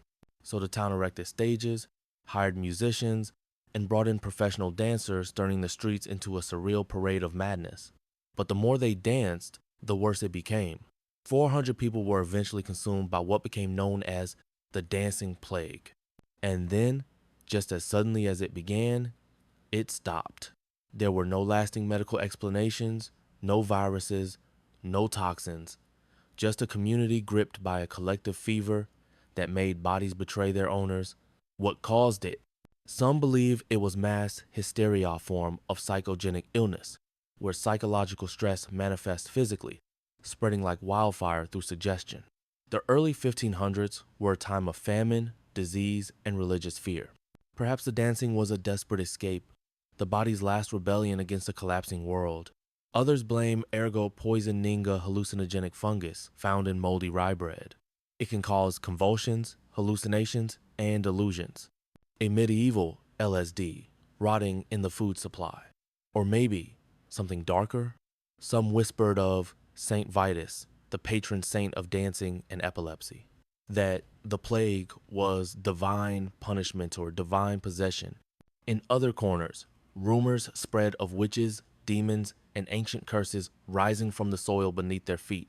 But no matter the cause, the images remain of people spinning, flailing, laughing, screaming, sobbing until they fail. So tonight, if your limbs feel a little restless, if your heartbeat sinks with silence, if your body begins to sway for no reason, you're not alone. History has danced this dance before. Level 66, the green children who appeared from nowhere. What if two children appeared out of thin air and nothing about them made sense? Sometime in the 12th century, in the quiet village of Woolpit, England, farmers discovered something strange near the edge of a field. Two young children, standing alone beside a wolf trap. A boy and a girl. They were trembling, dressed in strange, metallic-looking clothes, and their skin was green, not pale, not sickly, but leaf green. The villagers brought them into town. They didn't speak English or any recognizable language. They refused to eat anything except raw beans. For days they cried and clung to one another, terrified. Eventually, they began to adapt. The girl grew stronger, learned the language, and lost her green hue. The boy, sadly, died shortly after being discovered weak, confused, and malnourished. When the girl was finally able to speak, she told a story no one knew what to do with. She claimed they came from a place called St. Martin's Land, where the sun never fully rose and everything existed in a green twilight. Everyone there had green skin.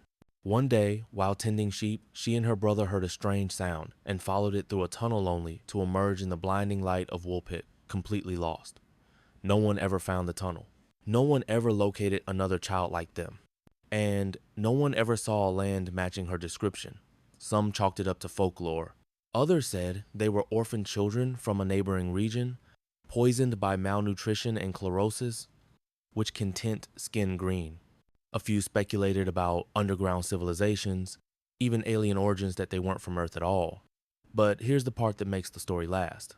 The girl grew up, she was baptized, she married, she lived among humans like everyone else. Except, she never stopped insisting her story was true. Not a fantasy, not a dream, a memory. Today, Woolpit still remembers the green children. A sign marks the spot. A tale passed down through generations. A reminder that history doesn't just record what happened, it records what we can't explain. So tonight, as you slip between waking and dreams, remember the lost children in strange clothes, blinking at a sun too bright, searching for home. And ask yourself, if they came from somewhere else, where did they go? And could they ever come back? Level 67, the real faces of ancient mummies that look alive today. What if death preserved you so perfectly, people thought you were still breathing? Most of us imagine mummies as dry, cracked husks wrapped in linen, sunken and skeletal, but in some rare, chilling cases, ancient bodies have been discovered so well preserved, so eerily lifelike, that they seem ready to open their eyes and speak.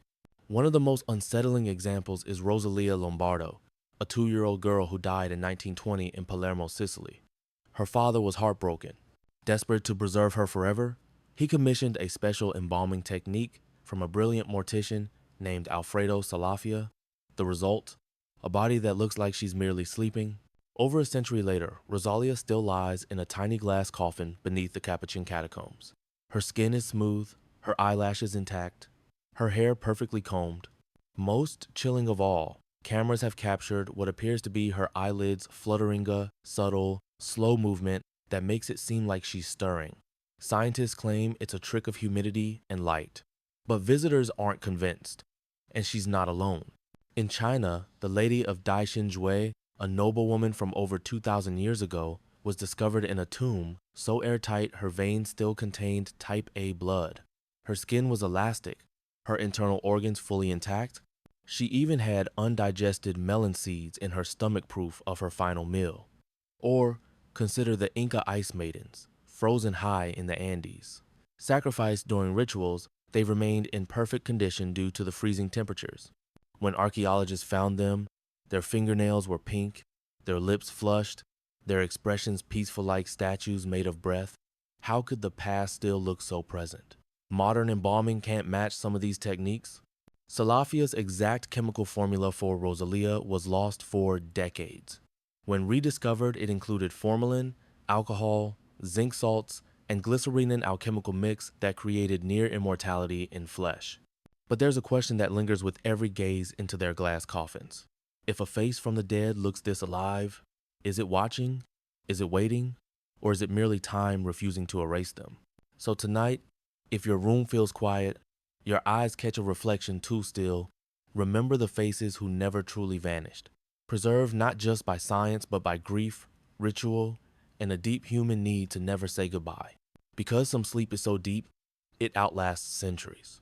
Level 68. The Dyatlov Pass mystery, torn tents, and missing tongues. What makes experienced hikers tear out of their tents, barefoot, into the freezing night? In the dead of winter, 1959, 9 Soviet student-skilled mountaineers set out on a skiing expedition through the remote Ural Mountains of Russia. Led by Igor Dyatlov, the group never returned. Weeks later, their bodies were found scattered across the snow. But it was how they died that chilled investigators and the world. Their tent was discovered ripped open from the inside. Whatever terrified them, it drove them to flee barefoot and half naked, in temperatures well below zero. Some ran into the forest, some never made it far. The bodies were found in inexplicable conditions. One had a fractured skull, but no visible trauma. Another had broken ribs, like from a car crash, yet no external bruising. One woman, Ludmila Dubinina, was missing her tongue, her eyes, and part of her face. Her corpse radiated traces of radiation. There were no signs of a struggle, no animal prints, no avalanche, just the quiet, frozen woods and the mystery of what drove 9 people to their deaths in such a panicked, unnatural way. The Soviet authorities called it an unknown compelling force, and then they closed the case. That phrase, unknown compelling force, launched decades of speculation. Some blamed a military cover-up. The area was near missile testing zones. Could the hikers have witnessed something they shouldn't have? Others suggested infrasound low-frequency wind that can induce panic, hallucinations, and confusion. Then came theories of Yeti attacks, UFOs, government mind control, and even dimensional rifts. Anything to explain the impossible. In 2020, Russian authorities reopened the case and blamed a slab avalanche, a theory that calmed some but satisfied few. Experts argued that the terrain didn't support avalanche conditions that night. The truth still sleeps beneath the snow. Today, the Dyatlov Pass stands not only as a memorial to the lives lost, but as a reminder, even in our modern age, nature keeps secrets, and some places don't want to be explained. So tonight, if the wind howls a little too loud, and the silence outside your window feels like it's holding its breath, remember those torn tents, the scattered footprints, and the eyes of seasoned hikers filled with unseen terror. Whatever chased them didn't leave a footprint, only a question. Level 69. The man who was buried alive. 3 times. What if death came early, and you woke up inside your own grave? In the 19th century, a time before modern medicine could reliably confirm death, one of humanity's deepest fears wasn't dying yet, was being buried alive. And no story captures that terror better than that of Angelo Hayes, a Frenchman who became known as the man who escaped the grave more than once. In 1937, Angelo, then 19 years old, was in a terrible motorcycle accident. His head struck a brick wall.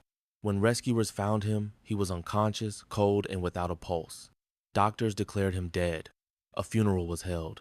His body was placed in a coffin and buried. But Angelo wasn't dead. He was in a deep coma, with vital signs so faint they went undetected. 2 days later, suspicious insurance agents requested that his body be exhumed to investigate a policy claim. To everyone's horror, Angelo was still warm.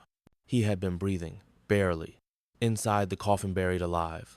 Rushed to a hospital, he miraculously recovered. The near-death experience left him changed, not just physically, but psychologically. Angelo became obsessed with premature burial. He traveled across Europe giving lectures, warning about the dangers of medical misdiagnosis. He even invented a special coffin airtight but equipped with an alarm bell, oxygen supply, food storage, and even a radio system in case someone was buried before their time. But fate wasn't done with him. Decades later, as part of a publicity stunt, Angelo was voluntarily buried alive again twice. Once for 30 hours and another time for a full 2 days, using his own safety coffin designs. He emerged both times alive, smiling, and a little dirtier. But his story wasn't just for shock or fame. Angelo Hayes became a symbol of both resilience and innovation, turning his brush with horror into a cause that likely saved countless lives. His work helped shift how death was diagnosed across Europe. And yet the fear he embodied still lingers. Even today, rare cases surface people declared dead, only to awaken in the morgue, the funeral home, or even moments before burial. The line between life and death can be thinner than we like to believe. So tonight, as you settle into bed, cocooned in warmth and silence, remember Angeloho slept in the earth, woke beneath it, and rose again to make sure no one else had to whisper, "I'm not dead," and pray no one hears. Level 70. The island of dolls where eyes follow you back. What happens when the silence of nature is broken by plastic eyes that never blink? Hidden deep in the canals of Xochimilco, just south of Mexico City, lies a small, isolated patch of land that tourists now call La Isla de las Muñecas, the Island of the Dolls. But it was never meant to be a tourist attraction. It began with a tragedy. According to legend, a man named Don Julian Santana Barrera abandoned his family and moved to the island in the 1950s. One day, he discovered the body of a young girl drowned in the murky waters. Shortly after, he found a doll floating in the same spot. He took the doll and hung it from a tree, thinking it might appease the girl's spirit. But the girl's ghost never left. Don Julian began to hear whispers in the night, footsteps across dry leaves, eyes watching him from the woods. He hung more Dawson trees, fences, poles. Some were broken, others were headless. Most were weathered by sun and rain, their faces cracked, eyes faded. Over time, the entire island became a shrine of dolls. Hundreds of them, now thousands. And they weren't cute. They were rotting, eyeless, and twisted limbs, tangled in vines, heads turned at strange angles, mouths stuck open in silent screams. Don Julian claimed the dolls began to move on their own, that he saw them turn their heads, blink, whisper. He believed he was protecting the island from evil spirits or, perhaps, from the girl's vengeful soul. And then, in 2001, he was found dead, drowned, in the exact same spot where the girl had died 50 years earlier. Many believe the island took him, that the spirits were never satisfied.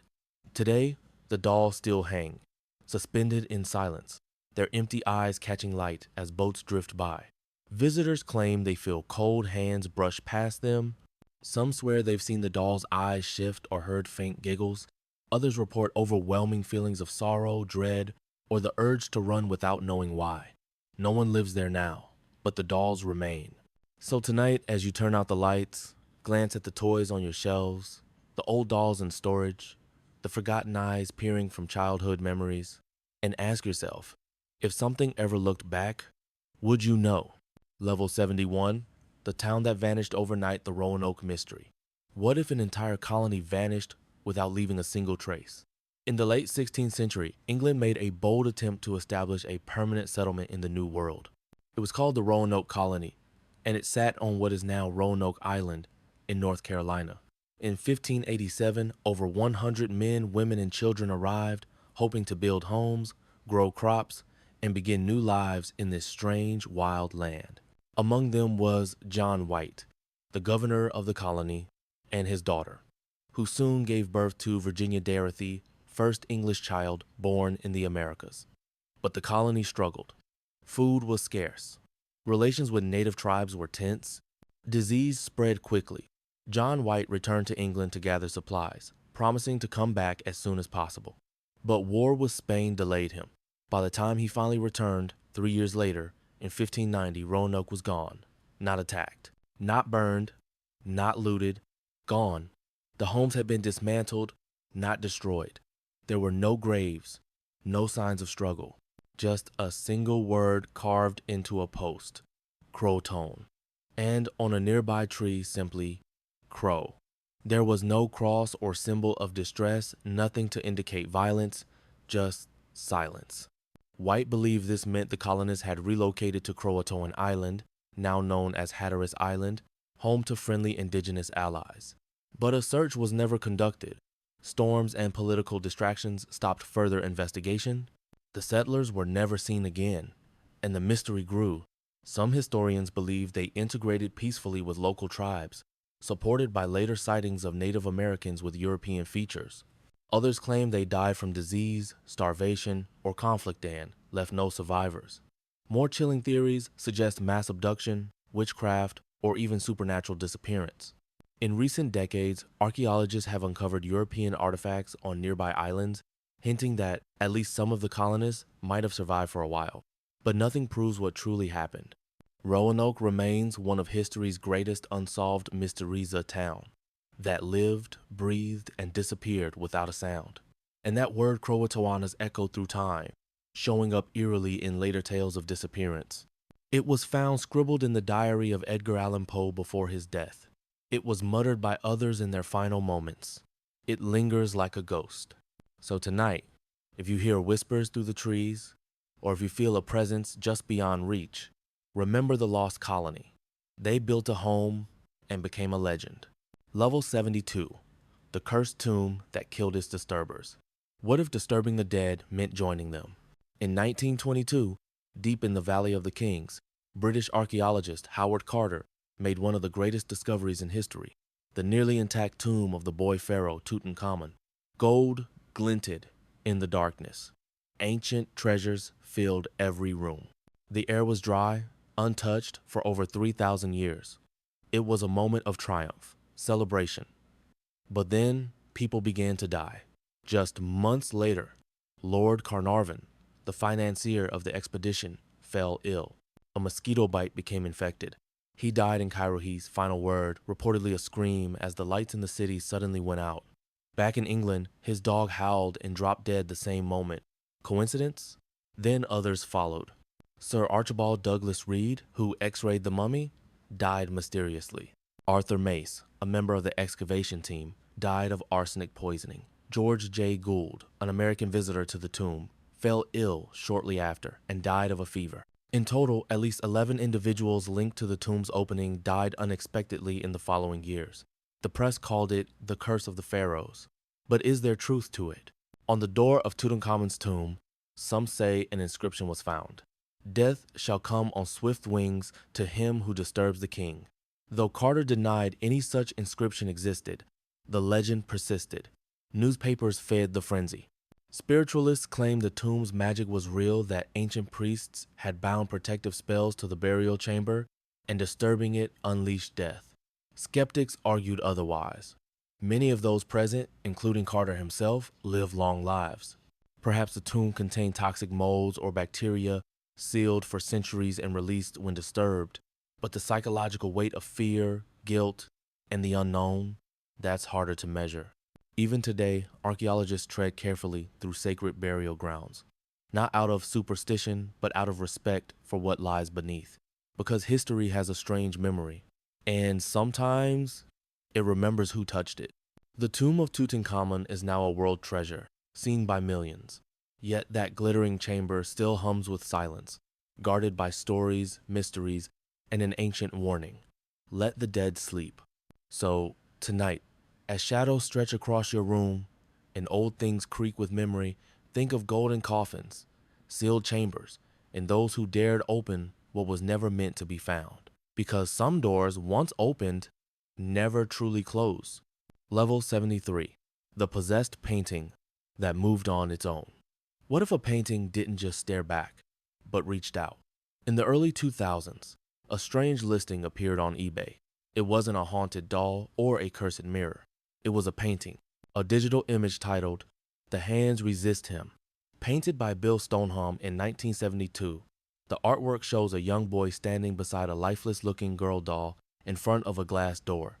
But behind the glass, dozens of tiny disembodied hands press against the panes, reaching, clawing, as if begging to break through.